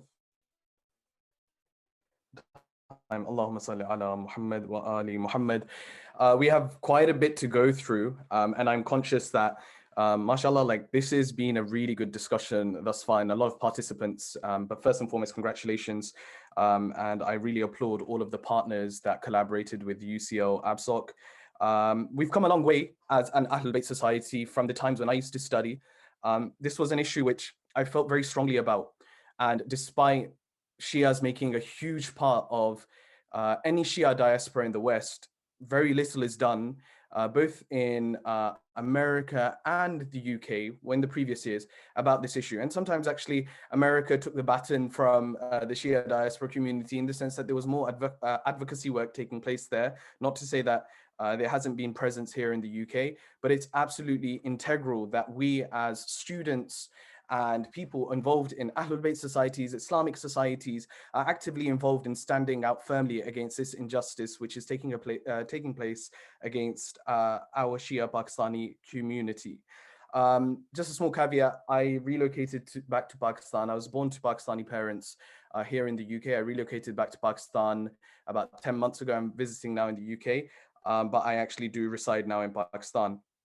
And that is a really interesting point, because at the end of it, I'm going to present an anecdote as to the ongoings in 2020 and 2021, because what we are seeing in terms of the evolution of anti-Shia killings and rhetorics and state legislature playing a part in it, this is unprecedented in the history of Pakistan, especially in the approach which we are seeing, and it's very, very worrying. It's very timely. We require as much support and solidarity, but active support from all walks of life, and hopefully all walks of the industry, especially when it comes to activism. But inshallah, towards the end, I'll wrap up and give some actionable items which we can do, maybe as ABSOCs, as students, as community organizations, Shia, Sunnis, Muslims and non-Muslims alike.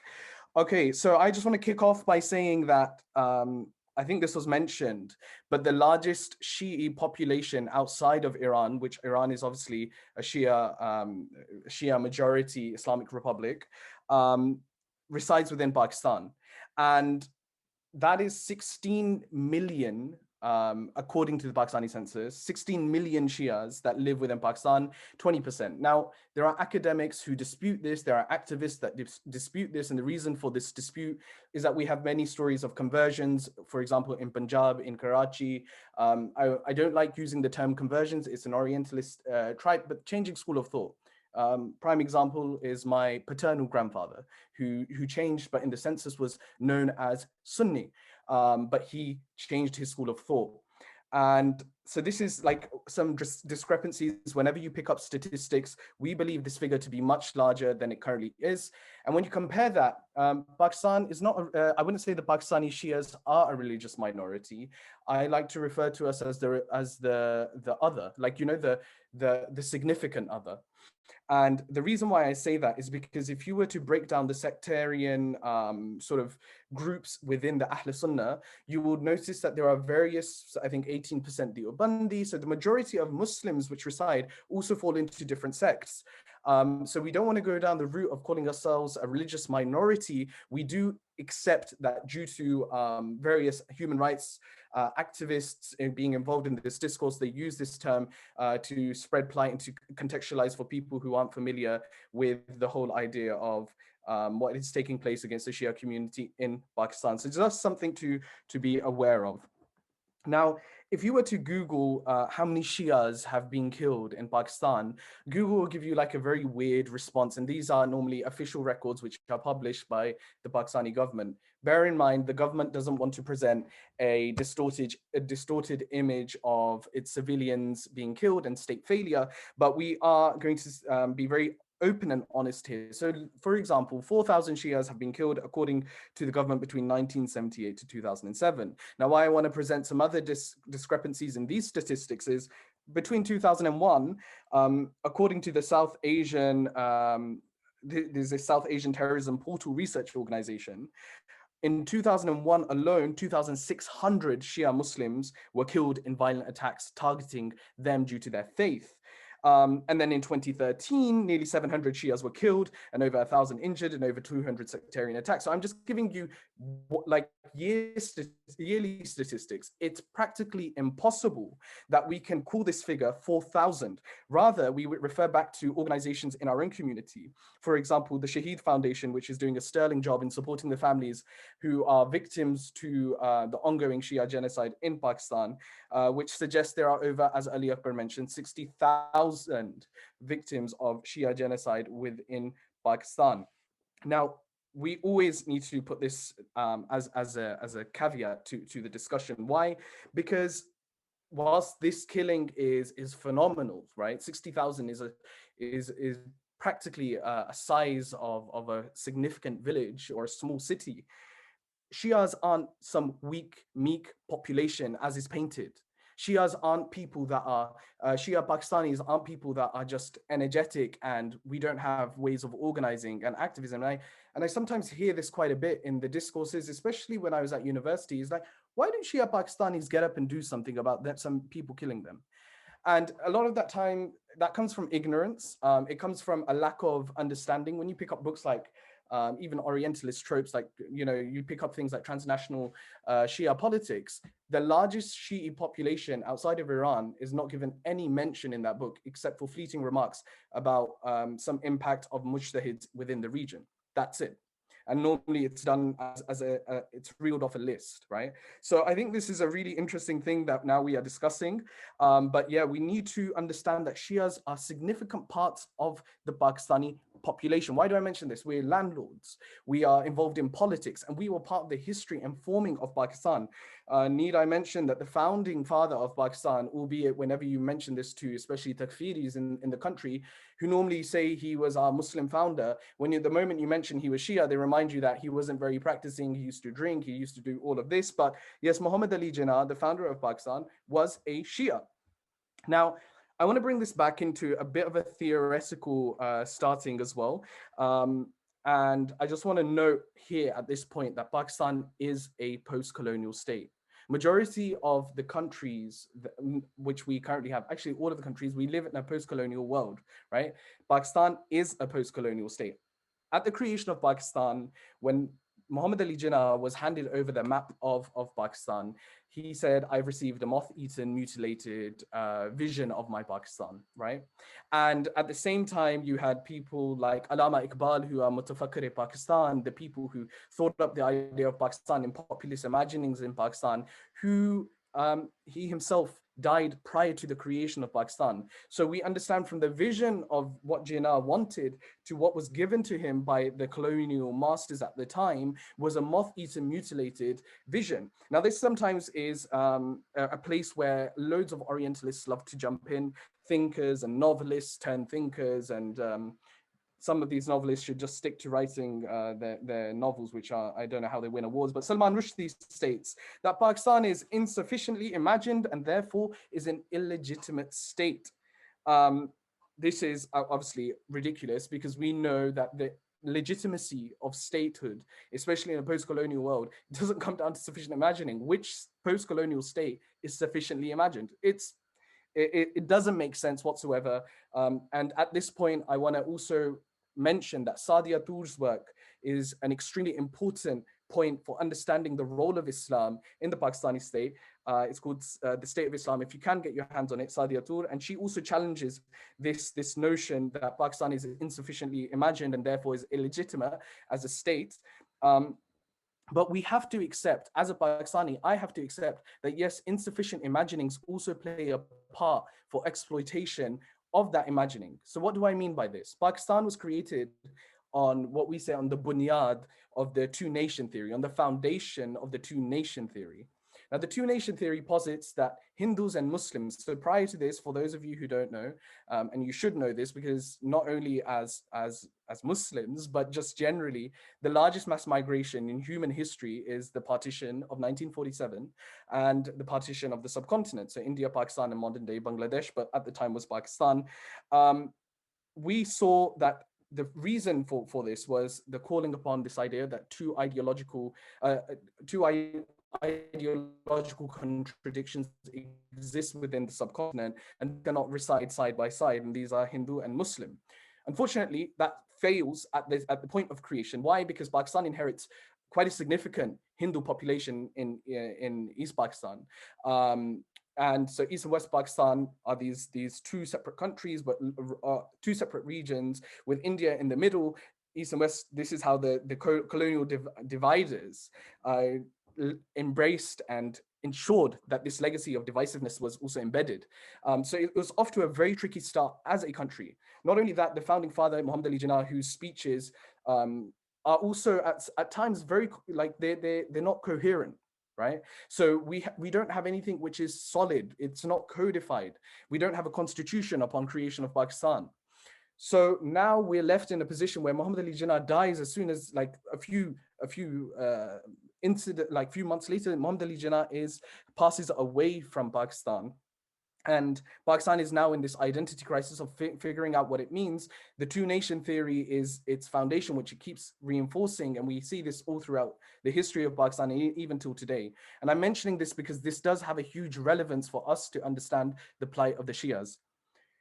So when we inherited a huge Hindu population, and likewise India inherited a huge Muslim population after the creation of Pakistan, the two-nation theory sort of falls on its face, and it also posits this idea of civilization. And India inherits things like Taj Mahal, which is a huge Mughal Muslim heritage, and we inherit things like Katas Rajput, which is a huge Hindu religious monument too.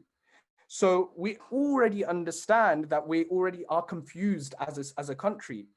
But because the Islamic Republic of Pakistan, as is codified later on, we look at the objective resolution debate in 1948. So prior to this, we don't even have a constitution. Even in 1948, no constitution, we have an objective resolution. At this point, we start to see the injection of Hanafi madhab, or the foundations of the Hanafi madhab coming into light into state legislation. Prior to this, there was no mention of Quran and Sunnah being part of it, because Hindus and Muslims were also forming part of the parliament at the time for these discussions. Sorry for the history lesson. I promise you, I'll go straight into this, and just trying to reel off as much as possible so you get a bit of understanding for this, because a lot of the times we say that Zia al-Haq created this Islamization period in Pakistan. It's also important at this juncture, prior to 1979, we also had the Tehri massacre in Sindh, where over, if I'm not mistaken, in 1963, over 118 Shias were attacked by a Deobandi Sunni madrasa, and a Tazia and Imam Barga. So the Tazia is what we uphold as like a religious symbol during the Azaa of Aba Abdullah al-Hussein, during the commemoration known as the sacred rituals. Nevertheless, it's really important to mention the brutality which was deployed at this time. Many were burnt alive, others were butchered with machetes. And there are really horrific accounts of this, but it's extremely important that this is in this moment, right? So now when we talk about Pakistan in its destabilized period, right? It wasn't destabilized later on. The British themselves created a state whereby they knew that there was going to be instability anyway. But we also have to acknowledge, and this is what I'm like really pleading to all the brothers and sisters who are listening. When we talk about ideological indoctrination and we talk about imperialism embedding itself within the state and its fabric, one of the reasons why we as Shias in Pakistan are many times quietened in the discourse is because, one, if we don't acknowledge it, they will keep constantly reminding, maybe India's behind the attack, maybe the US, we know the US is behind it, maybe UK is. So why are you complaining? It's not the failure of the Pakistani state. So I think that there's a bridge which we can have in between this by saying, no, actually, we need to be comfortable with the history of the past and understand the confusion around Islam and its role within the state. And this is when it's constantly being appropriated by different leaders. I don't have time to go into, let me just see how I'm doing for time, but I don't have time to go into the ins and outs of Pakistani history. But for anyone who's interested, I have my undergraduate dissertation, which explores this idea of appropriating Islam. I don't use the term Islamization. I say appropriating Islam and the Pakistani state. It's a critical assessment which looks at historical incidences with special references to the minority communities. But it's important that we mention the attack by the Shia Madrasa, because I genuinely believe that the people behind the funding of the Madaris knew during the time of the Cold War that the volatility of the Deobandis and their also rising hatred against the Shia community. Thinkers like Maududi, who were opposed to the creation of Pakistan prior to its creation, their organizations that used to refer to Muhammad Ali Jinnah as Kafir-e-Azam, like the greatest Kafir, as opposed to Qaid-e-Azam, like the greatest leader. They themselves jumped ship during the creation of Pakistan, realizing this is a huge opportunity for them to exert their political influence. So this is like, it's intertwined. So we cannot remove the idea of ideology from the discussion, but neither can we remove the power of the imperialists. We have to find a way where we can tie this all together. And I think this is extremely important in providing a bit more nuance when we're going forward. Now, I just want to go through another point, which hopefully I have, I think I see I've got another 15 minutes. One of the things which I see and I hear a lot is people saying, you know what, this Shia killing is, and they try to like, you know, and Shias love doing it now. Like, we've gone to university, we can just sit there and be like, yeah, but we have to be nuanced in this perspective. What are you being nuanced about?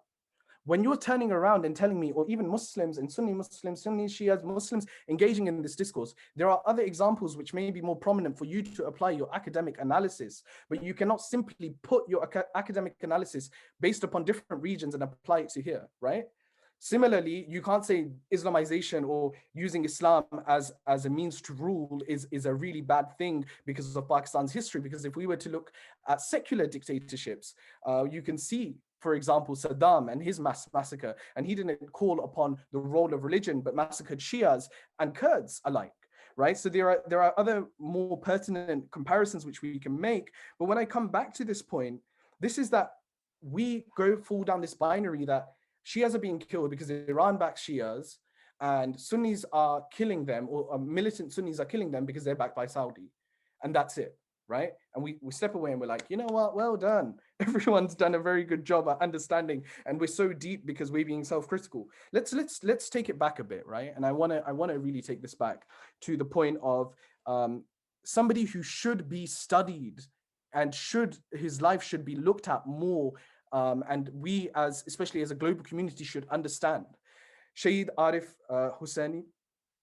And one thing which I want to say about Shaheed Arif Hussaini is that prior to this as well, Shia activism existed. So it wasn't just a thing of like, we're being butchered and that's it, you know, 1960s butchering happens and we just sit quietly and, oh no, look, you guys need to invest, stop being so emotional. This is what I hear time and time again, because Shias are very active, Shias of Pakistan are very active in the Azhar of Aba Abdullah. We're known for this characterization, but this is a false characterization from the rest of the Shia community to suggest that Shias are not politically, Shias of Pakistan are not politically sophisticated, neither are they activists. There are Shias that have died for this legacy. They will constantly die for this. They are constantly being killed, and they know this is part and package of them living and existing within the state. Right? But before 1979, just a quick nod to Sayyid Muhammad Dehlavi, who was an absolute amazing scholar who some believed as well had reached the levels of ijtihad. 250 Shia ulama shut down Karachi with their demands after feeling like there was an injection of Sunnification and that they would be treated and marginally treated against, and specifically saying that they demand protection, for example, during Azhar and their taxes, for example, in the Khunds tax as well. This was one of the demands which they put forward. The way we also have Mufti Jafar Hussain Marhoom, who, when we look at this binary of, oh, because Iran props up people and then Saudi and etc., this is an anomaly again, because Mufti Jafar Hussain Marhoom, again, somebody who reaches the level of ijtihad as well within Pakistan and studied within there and had reached a huge level. And I don't want to speak about his religious credentials, but obviously leader of TNFJ at the time, he disputed on the 5th of July the Zia al-Haq regime. And this is a despotic leader like Zia al-Haq in power who can just make you disappear in an instant. In that regime, in that time, Mufti Jafar Hussain Marhoom sits down with his community. And for 2 days in the capital city of Islamabad, he directs from July 5th, 2 days of demonstrations against these reforms which are marginalizing the Shia community. And now when we come to the idea of Shaheed Arif Hussain al-Hussaini, Shaheed Saab is somebody who we need to, again, take into account into Pakistani history. And when we look at the Shia killings, Shaheed Arif Hussaini is not just some average person that was a contemporary of Imam Khomeini or who was friends with Imam Khomeini. This is how we paint him in populist imaginings. Shaheed Arif Hussaini was somebody who was known to be a close friend of Shaheed Baqir Sadr. Right? And this is essentially, a lot of the people say, don't call him like the Imam Khomeini of Pakistan, call him the Shaheed Baqir Sadr of Pakistan. I mean, this is again, just semantics, but it's interesting to note that even during his time, he was an activist through and through, even in the seminaries in Najaf. When he was in Najaf, there's an incident, for example, when he sees a bunch of Ba'athis attacking Shia kids or students, and Shaheed Arif goes over to them and starts attacking the police and defending the kids.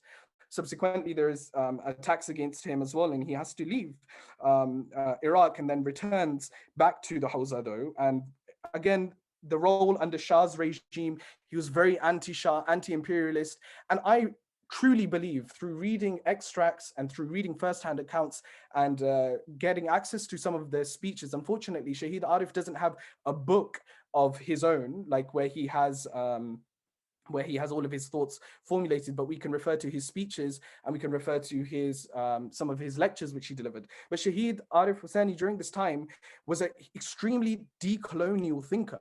He was anti-imperialist, right? This isn't a new phenomena which we start to embrace. He was asked as well in this interview with Maliha Lodi, please go and search this. It's extremely important.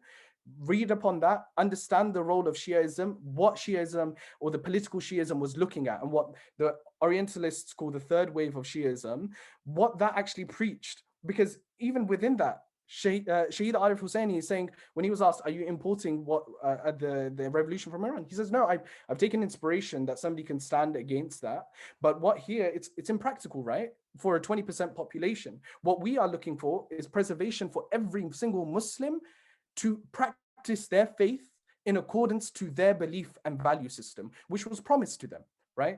And even within this, internally, Shaheed Arif Hussaini also, there are incidences where they will be looking at, as Zumarad says, they'll be looking at in-depth life of Shaheed Arif Hussaini, but there are some works there, which I'd also invite you to look at. Simon Wolfgang's article, which is in this book, the Shia in modern South Asia, which should be, I think, on the reading list for every single person in this talk.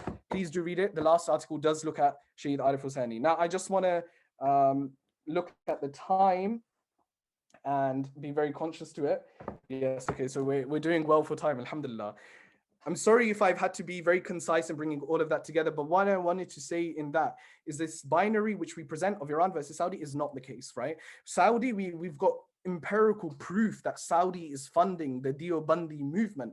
But Iran, aside from one incident where we had, and I have to mention this, for example, there is an incident where after the revolution, the Islamic revolution in Iran, many students and young activists were invited to Iran to go for 6 months to a year, and they went out and they looked and they came back and explained to people what had taken place. But that's not to say that Pakistan becomes a proxy or the Shias of Pakistan become a proxy. There are many people and who have a range of diverse views. Even when Shaheed Arif Hosseini was around, there was a split off group which believed in a more I wouldn't say a quietist approach, but a different approach, which also accepted Imam Khomeini's revolution, but had a different way. And there is much internal politics when it comes to that. But I don't want to, when we have time, inshallah, maybe in later seminars, we can expand upon these critical junctures. Again, like I said, happy to share my research with anyone who thinks it might be worthy if my ramblings are making any sense.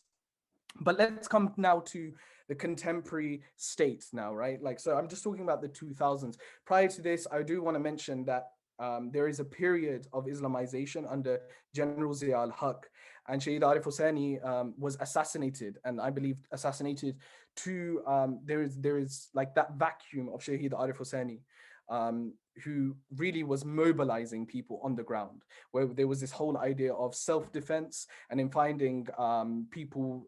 Somebody asks, where can we find this research? If you drop me an email as well, I'll be more than happy to share my own research and also the research of the books which I've used and the journals which I've used in this talk.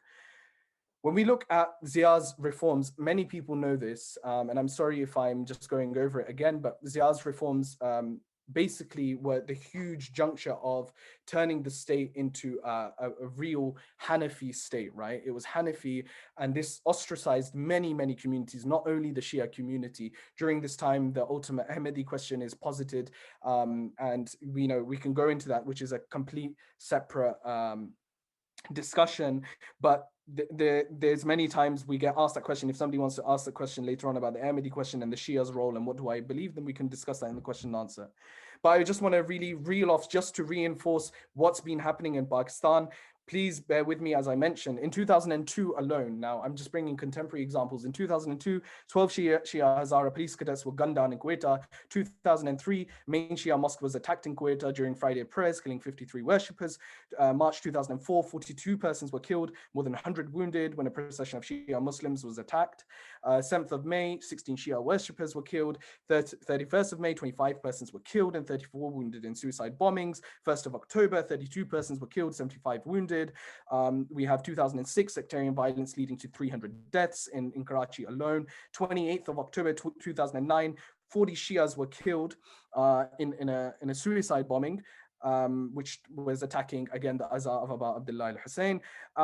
There are many, many examples which I can just reel off to you, but the reason why I want to mention some of these points, there isn't a moment of grace in contemporary history of Pakistan, except for the 2 years which we see presiding, I think it was 2018 to early 2020, right? That was the only grace period.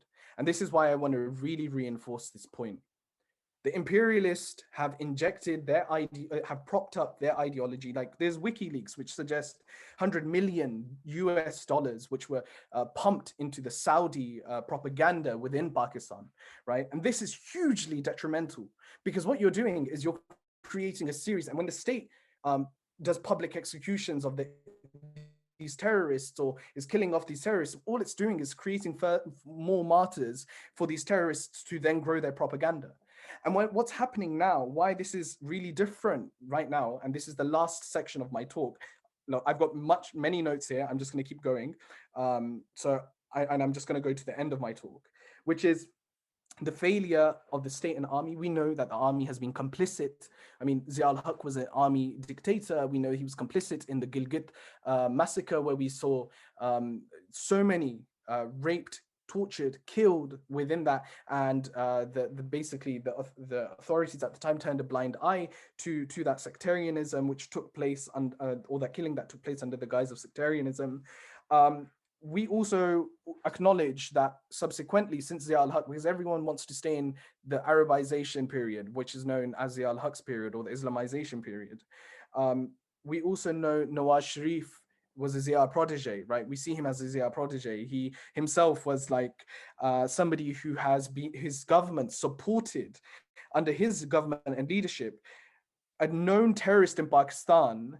Himself, he was paying off, right? He was paying the family of this murderer who had 70 deaths or 70 killings to his own name. So the government itself was supporting this terrorist who was in prison at the time. And later on, we know that many who have gone through this justice system have not found justice and are still roaming the streets of Pakistan under new titles. So if you ban Lashkar-e-Taiba or you ban Lashkar-e-Jangvi, they just rebrand themselves as ASWJ. We're not talking about Ahl Sunnah wal Jama'ah as an ideology. We're talking about as a political outfit and a terrorist organization within Pakistan.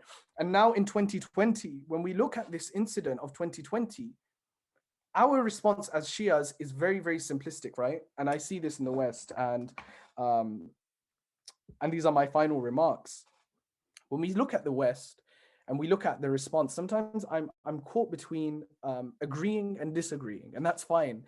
But I really implore everyone to think about these things which they say upon their platforms and where they are out, right? I am not one for causing fitna and fasad. For those of you who know me, know my beliefs, know what I stand for.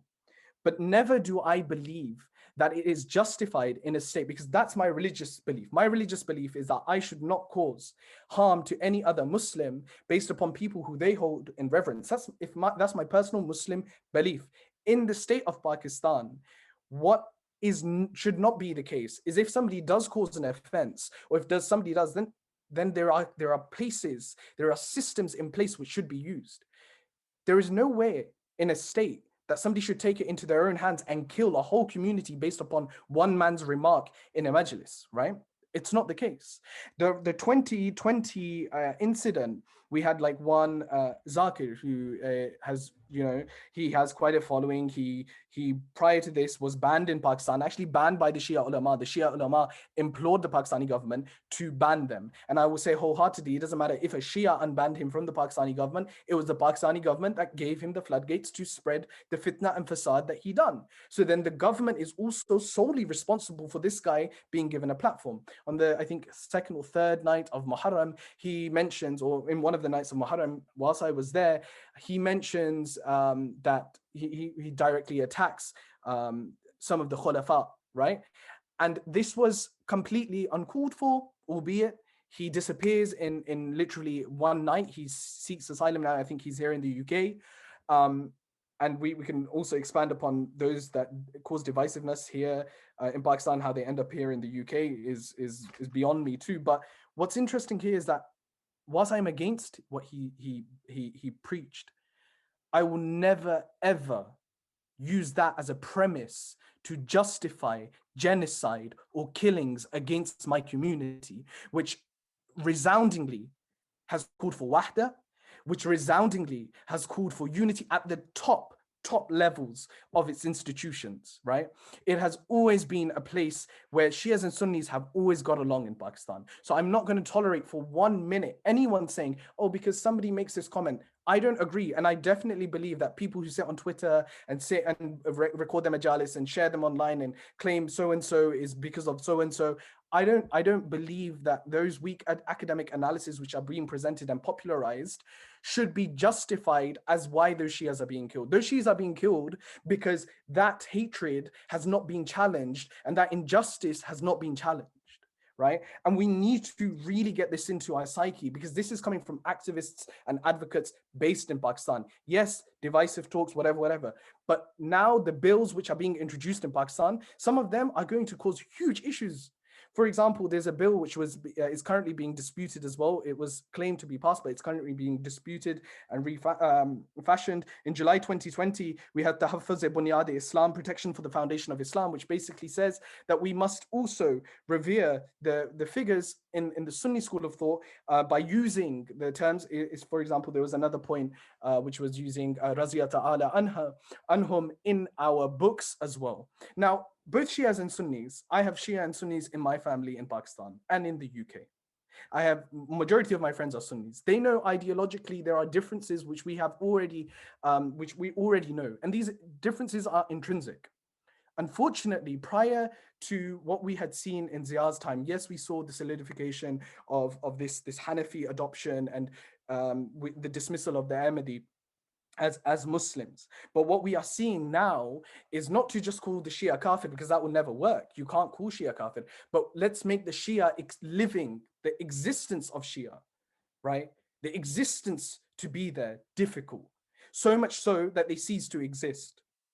Now, this in itself is not, again, free from Saudi, because we know prior to when this speech took place, right? One speech takes place, about 14 different incidences across Pakistan took place. The Banja has covered these. Please check that out. We definitely need more people to support that. But 14 incidences took place across Pakistan, right? 14 incidences, of which one of the major incidences were rallies, which were called Tohine Sahaba, like defense of Tohine Sahaba, defense of the honor of the Sahaba came out. Prior to this, in the history of Pakistan, we've only seen defense of the Prophet, right? Which normally, sometimes there were tropes of them who shout Shia Kafir, etc. But for the first time in history, we've seen the defense of Sahaba. Nowhere has Sahabiyat been an ideological boundary or parameter for even in Sunni Islam. We've also seen this in discussions prior in Pakistan under the Munir report discussions, where each scholar was asked from different schools of thought, what is your definition of Muslim and an Islamic state? And nobody could give a conclusive answer. They did mention Sahabiyat, but no Shia denies that Sahabas existed, right?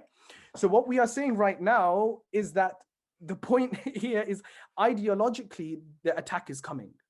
Ideologically, there is the state trying to do it, state failure, which is facilitating genocide and killings.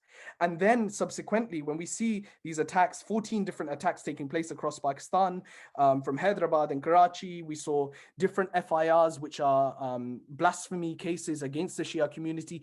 42 were just lodged in August in Muharram, which is unprecedented. For us to turn around and say that Shias shouldn't preach what they preach, whatever, okay, great. But the subsequent reaction and action for that, that's an internal discussion. But the subsequent action and reaction to that is that it is justifying why people are getting killed, why people are being stoned, why people are being attacked, left, right, and center. So I think it's really important. So now finally, we saw in 2021, as the sister Saliha mentioned, and it's really important. Thank you, sister Saliha, for joining. I know it's very late, but I've been working very closely with our Hazara brothers and sisters, and I understand that as different ethno-particular groups in Pakistan, as a Punjabi Shia, my experience of Shia, anti-Shia sentiments are very different to Shia killings in Quetta, Karachi, not to say that they don't happen in different parts of Pakistan too, Gilgit-Baltistan, for example. But my utmost respect to the Hazara community for showing resilience in this and never ever compromising on their beliefs as Shias, as lovers of Aba Abdullah. And as this is Imam Hussain Awareness Week, I want to tell you, when I've been out and in the limited work in terms of supporting Shuhada family, merely a vehicle for the people that donate and have supported them, when I've gone out and met these families, they've always constantly said, you know, they will cry over their kids. Like I met one mother, and I'll probably end upon this section. This brings me to the final section as to what can we do. But the final thing is that I remember sitting with this mother, and she had lost her son, whose name was Aliyan al-Akbar in the Saniya Chilas, where Shias were identified from their names, killed and mutilated. One of them was extremely mutilated because he refused to give up other people, and he himself was then was tortured, and then they would phone his mom. And I asked her a question. I said, if somebody said to you, give up the Azza of Aba Abdullah, give up your identity as a Shia, what would you do? She said, I have 8, she said I had 10 sons here, right? MashaAllah, she said, I've got all of them, all of my children. I would name them all. She goes, they all have very Shia names.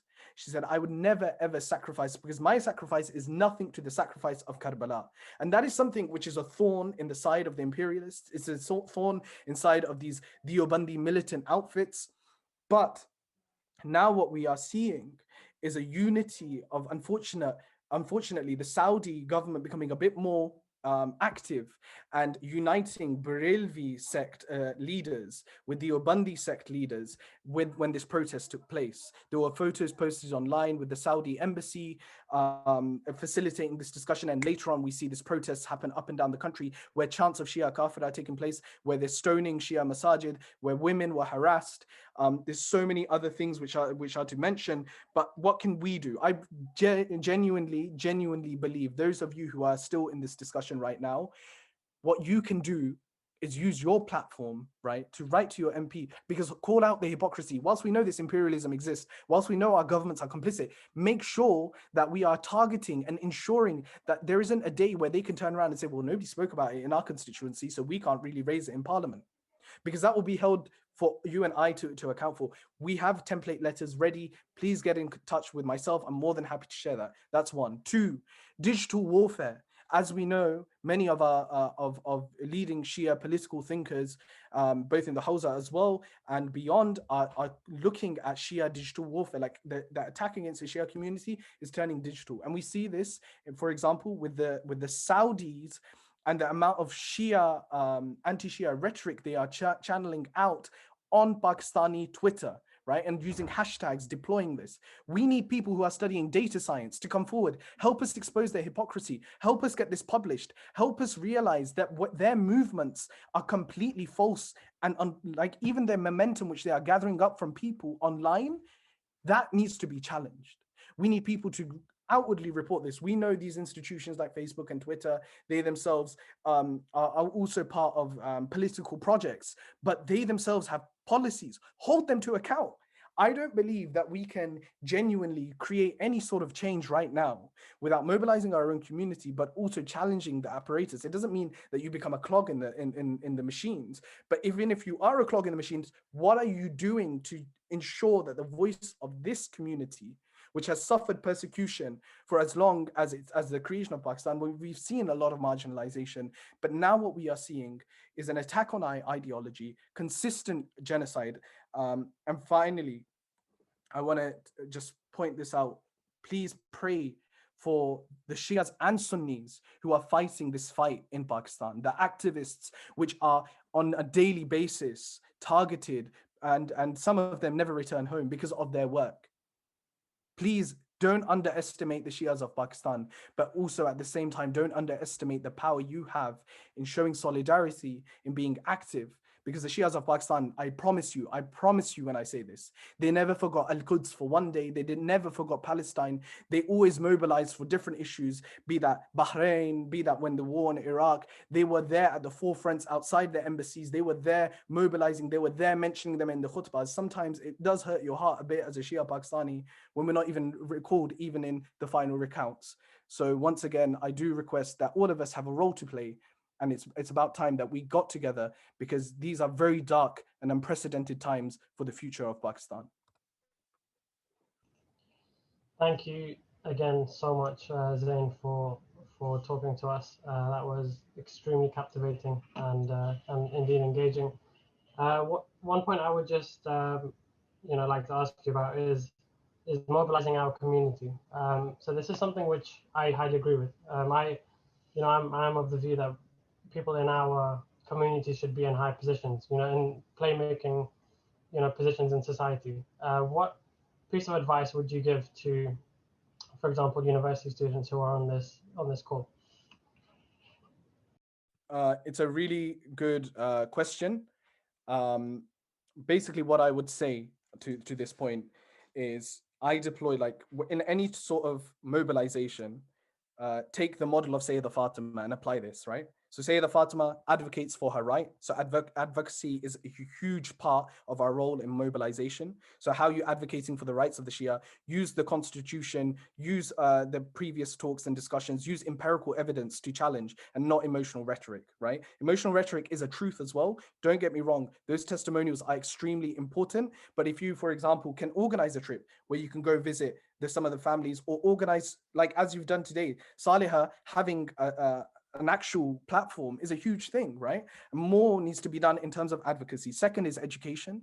We need to educate ourselves about the positioning of Shias within the subcontinent, because we aren't just some like conversion stories from Hinduism to Islam. I definitely believe that as Shias, we need to understand the role of the Shia and the subcontinent, its relations as well, because why that's going to globally change the mindset of the global Shia and Muslim community as a role of the Shias, for example, from the Hyderabad, Deccan, all the way to the construction of or the funding of the shrines, the holy shrines in Najaf and Karbala, which was the gold sent in collateral from India. So this is extremely important. And the third part is humanitarianism. We know Sayyidah Fatima is somebody who used to give, who gave in the way of Allah subhanahu wa ta'ala, as is crystallized in the Quran. So I'd say humanitarianism is the final thing, and that is ensure that you are supporting the right organization. There are many calls to action on the ground. If you feel like you don't know which organizations to go for, feel free to follow me, message me. There are many ways, but we need to support financially too,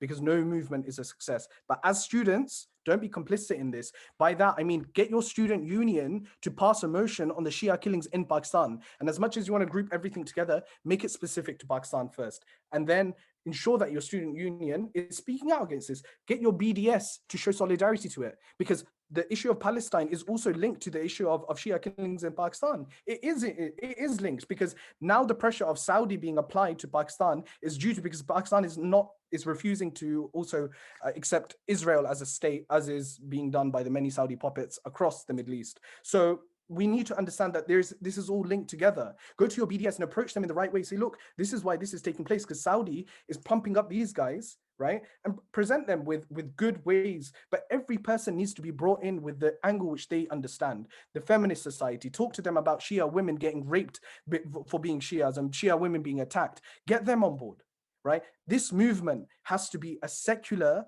it has to mobilize secular as well as faith-based organizations. So I that's what I believe. Thank you for that. I would like to ask Bilal to unmute so you can ask his question. Assalamu alaikum. Thank you very much for some very thoughtful insights. I'll try and keep as brief as possible. I think Sister Batool has left us now, but I think one of the comments she made was very pertinent about how we can often misconstrue what is a political cause for a sectarian or religious cause, because it's being given that guise to further something else. And I think as Muslims, if somebody does that, that shouldn't surprise us, because that is the history of humanity. People who are in opposition to you will try and find your fault lines. So what we need to do as Muslims is make sure that those fault lines become as minimal as possible. And hopefully we get to the day where, without compromising on our own individual particular beliefs within Islam, when we see other Muslims of whatever inclination, we see them as Muslims first, and as Shias or Sunnis or anything else second. And then I know we've had that throughout extended periods of time in our history, and inshallah, if we can keep that in mind and work towards that, that can go a long way towards foiling any machinations against us. In regards to Brother Zain, I'd just like to make a few comments. I think Pakistan is a very interesting case, because so much of what is happening in the world revolves around Pakistan. And to give an example of that, I remember many years ago, an article in the Jerusalem Post, and this was when Israel and India first started to collaborate, and now they have very close ties together. I mean, when Modi went to Israel a year and a half or so ago, he was given state protocol that's only ever been extended to the Pope or to certain American presidents, not every American president. So that's how close they've become. And the editorial in that paper said that we know that India is a polytheist state and the beliefs of the people are polytheistic, which is completely antagonistic towards us.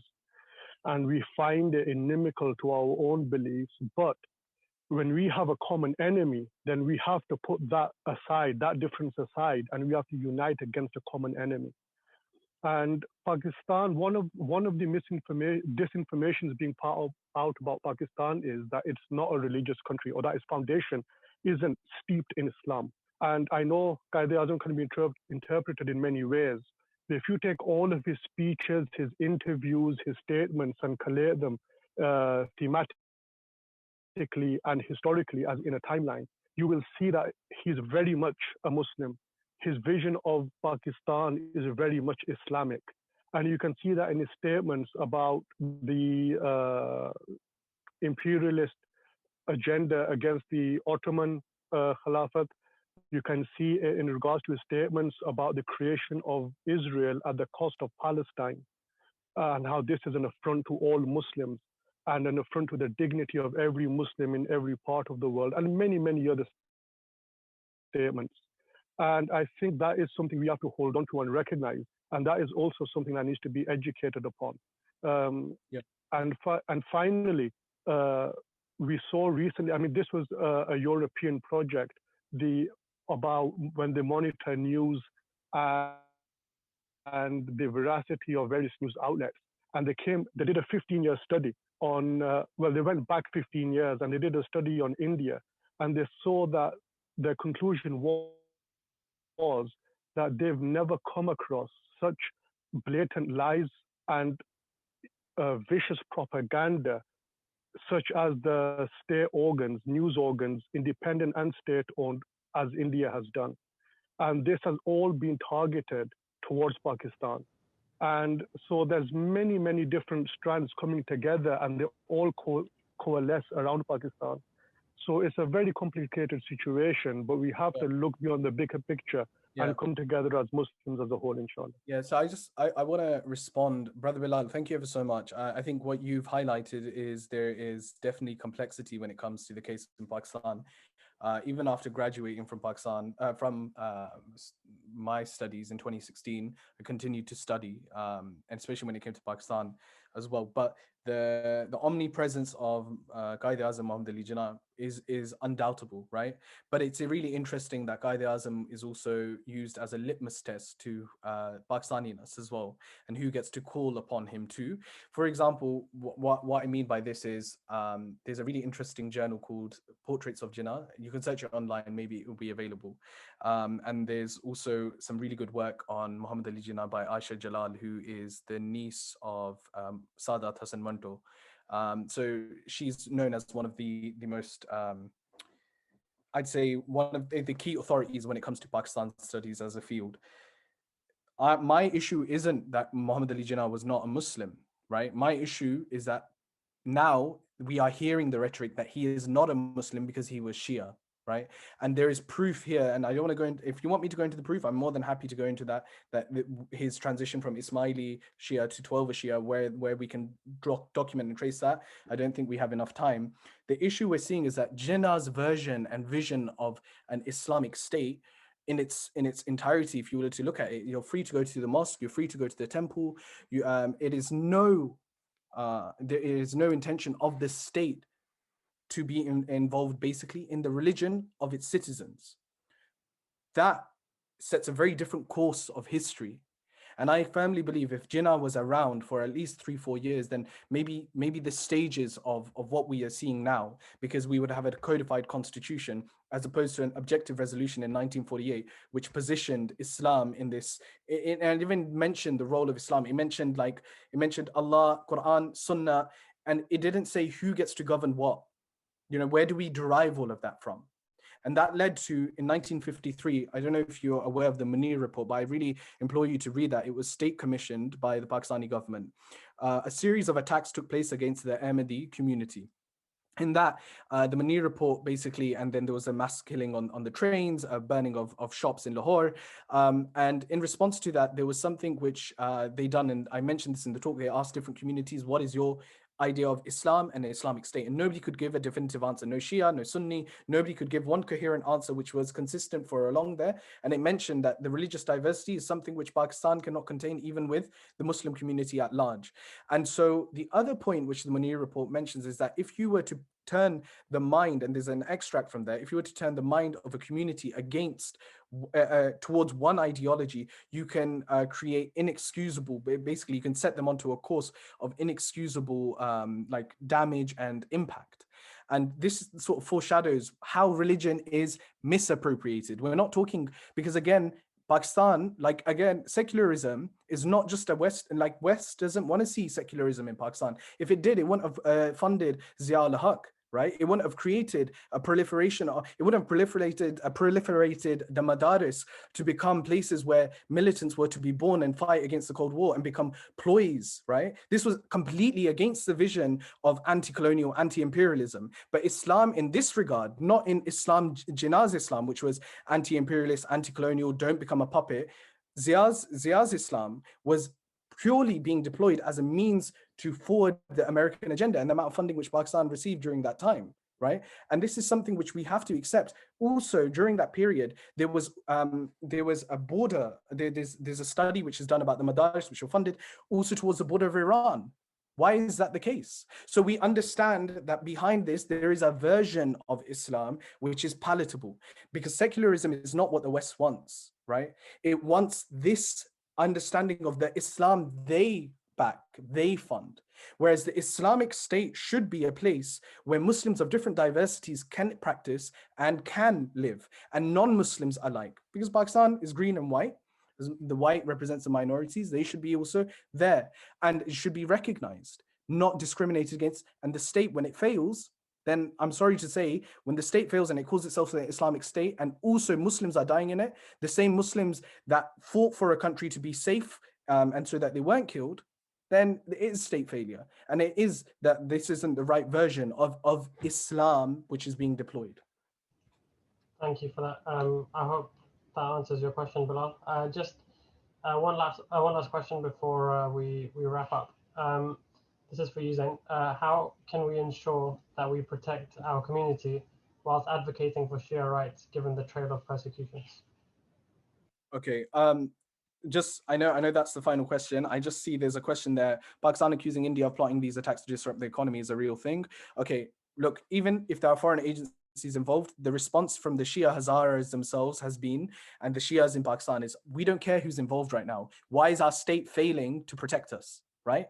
Because right now we just want to survive, we just want to live. So if you can be in bed with other agencies, and if other agencies are going away but no other community is being attacked as we are being attacked, then that is a state failure. So that's why they come back to the state. What the state tends to do is say, Yahudi Sazish, Indian Sazish. Yes, we accept that. I mean, we are the first ones to turn around and be like, against India, this is a thing. But to turn around and say, oh, this is a Jewish plot, is a way of outsourcing their responsibilities. So that's a very quick point. And the final one is, what was the question again? Advocating for Shias given the trail of persecutions, our community, and protect our community. Listen, you're in a position in the UK whereby the state apparatus currently, I'm not speaking for the next 10 years, if you're listening to this recording in the future, I don't know what the case is, but in the next 10 years, like right now, you're in a position of privilege. I'm in a position of privilege too, because if I live in Pakistan, I have my passport with me, a British passport, and anytime I get into a situation, I can come back, right? That's a position of privilege. How do I use that privilege to ensure that my power, or the limited power I have, I'm doing enough to create a more inclusive Pakistan? And on this note as well, I know Brother Bilal, this wasn't your intention, but I think it's important for me to note that Shias in Pakistan don't feel like they're not Pakistani. And this is one thing which I was speaking to one of my Shia friends who has survived an attack, who has survived bomb blasts and is an activist. He rang me and I was like, you know what should I say? And he said, one thing which I really want you to say from us when you speak to them is tell them we're not ashamed to be Pakistani. We built this country. We fought for this country. We still are involved in every single industry, from music, arts, theater, politics, finance, economics. We are there. Right? And that's why we're deemed a threat. And we're deemed a threat because we've never been able to disassociate our Pakistani hood from ourselves, right? So as a community, please, I've mentioned these issues first, right? If you're not from the Pakistani community, there are things which you can do in terms of digital activism. There are things which you can do if you're working in data analytics. If you're a copywriter, sit down, write some copy, help us get the message out. We need to turn this campaign into a less of a campaign that we are killed because of the love of Aba Abdullah. We are killed because of the love of Imam Hussain. But in order for this campaign to turn into something global, we need to turn the religious rhetoric. We need to basically turn down a lot of the things which we just get impassioned about. Yes, our Darsagah is Karbala, our university is Karbala, but how do I mobilize somebody who's an atheist about this issue? How do I speak to somebody? And these are things which we need to do. Campaign mobilization happens through events like this, but it happens when people put in the time, when your UCL ABSOC or Harvard ISOC come together and say, you know, this isn't the brand of Islam, because this is why Sunnis and Shias alike need to stand, because we're saying this isn't our brand of Islam which discriminates against each other. We know there is the place for debate and discussion. We want to represent it truly, but in order for that to happen, we need to stop the killings. The more pressure we apply to foreign agencies and multinational agencies, UN, I know people don't like to use that name, but UN, we should be focusing, who is the human rights rapporteur for the UN right now? We should all know that. We should all be emailing them alongside our politicians, right? We should all be having series of events to recognize this. The second largest Shia population, let me finish with this, largest Shia population outside of Iran, right, which makes up 20%, and with some believe 25 to 30% of the Pakistani Shia population, is currently undergoing a genocide. And I say this because there are many academics who are non-Muslim, non-Shi'i, who have also suggested the same. We need to raise our voice. Same way that the world mobilized against certain genocides in the past, it can still mobilize against what's taking place in there. And if they don't, then we can at least expose their hypocrisy. And by doing so, we expose the imperialist agenda. Khalas, we win both ways. I mean, we don't win because we lose a hell of a lot of people, but we know Shahadat is something which is part of the foundation and a part of now being a Pakistani Shia. We've accepted that, and I've accepted that even living in the UK, right? But we need to move forward with the ways that we approach activism and advocacy. And finally, never ever give hope in the power of dua. Never give like this is internal, right? I was talking about external. Internally, never ever lose hope of that. When the Shias were killed, right, one of the things which brought tears to my eyes, and I think this links and wraps up nicely with permission from you, Brother Qasim. Final point. One of the things which literally I sat and I was lost for words. Like even now when I was listening to Sister Saliha, like I was brought to tears because it reminded me of all the incidences. And like I've seen this firsthand. I've seen people pelt the jalus of Imam Hussain, right? I've seen it. I've seen it happen. But when I saw the Mutch massacre as the most recent incident, when the Mutch massacre took place, what did the people come together to give solace to their heart? Right? They sat down, and the first thing they done after they asked for their demands, right? They held majalis, and they held majalis up and down the country, right? And they constantly reminded themselves that the stand of Imam al-Hussain is eternal. The stand of Aba Abdullah is to look the tyrant in the eye and say, even if you dare to kill me, right? 1,000 of us will still rise in my place. And our mothers, who are normally at the forefront of these protests, right? These dharnas, right? In the cold, bitter cold, even here in London, it's normally the women at the forefront, right? Is a reminder to us of the legacy of Sayyidah Zainab. So let us never ever forget that we are not hopeless. We are not powerless. We are not weak. We are not meek. We have a legacy of martyrdom and standing up against injustice from Aba Abdullah al-Hussain up until now. And in front of us, we have a community which is now getting together to organize for the Shia Pakistani community, continue the discussions, continue to challenge why we're not being mentioned. And even internally, if you go to a majlis, ask the ulama to mention the Shias of Pakistan, ask the speakers at different events to discuss this event. Discuss this point. When you're going to a talk on Pakistan, ask them in university, what is your response to the ongoing killings of Shias? Present them with facts. That's it. I think that really kind of captures exactly what you were trying to say. And there are numerous points that, we can take forward in our daily lives and whatever walks of life we are in, whether we're students, whether we're professionals, whether we're, anywhere in life. So this is the end of the event. I would just like to say a huge thanks to Saliha Batool, Sister Saliha Batool, to Sister Batool Subeiti, Brother Ali Akbar, and of course Brother Zain for joining us. I appreciate Sister Saliha and Brother Zain are in Pakistan, so it's what nearly 3 a.m. there, I think. So we all really. Saliha's there. I'm in the UK right now. Okay. I'm going back to Pakistan. Of course. I'm going back to Pakistan. I'm just here for a month. Of course. But yeah, no, thank you again so much for joining us. And I would just like to pass the mic to Zamur the Boss, who is the UCL APSOC president. Thank you, Qasim, and thank you, Zain, and everyone for such an insightful talk. Once again, on behalf of all the societies collaborating in this event, I want to say thank you to each one of you. And I'm sure even the members of the event have realized, having such a diverse speaker, looking at from this issue from a lot of different aspects, Shia oppression in globally, Shia oppression in Pakistan, and even like we looked into like global injustices as well.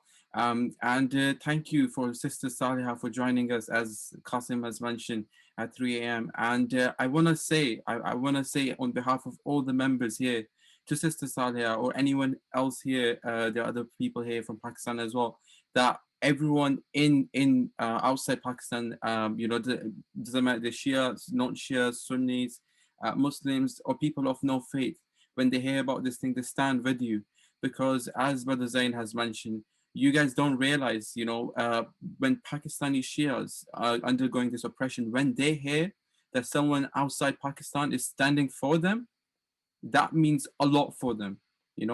When people come up to me from Iraqi community, Lebanese community, any community, and they ask me, what can we do? I'm telling you, even if you make one post and you're not Pakistani or you're not British Pakistani, and a Pakistani person sees it, that means a lot for them, because as Zain has mentioned, they have been there on the issue of Palestine. They have been there whenever any oppression has happened in the world, be it in America when Black Lives Matter, or be it anywhere else. But what Pakistani Shia feels is that people outside Pakistan, they don't really get to hear their voices that much.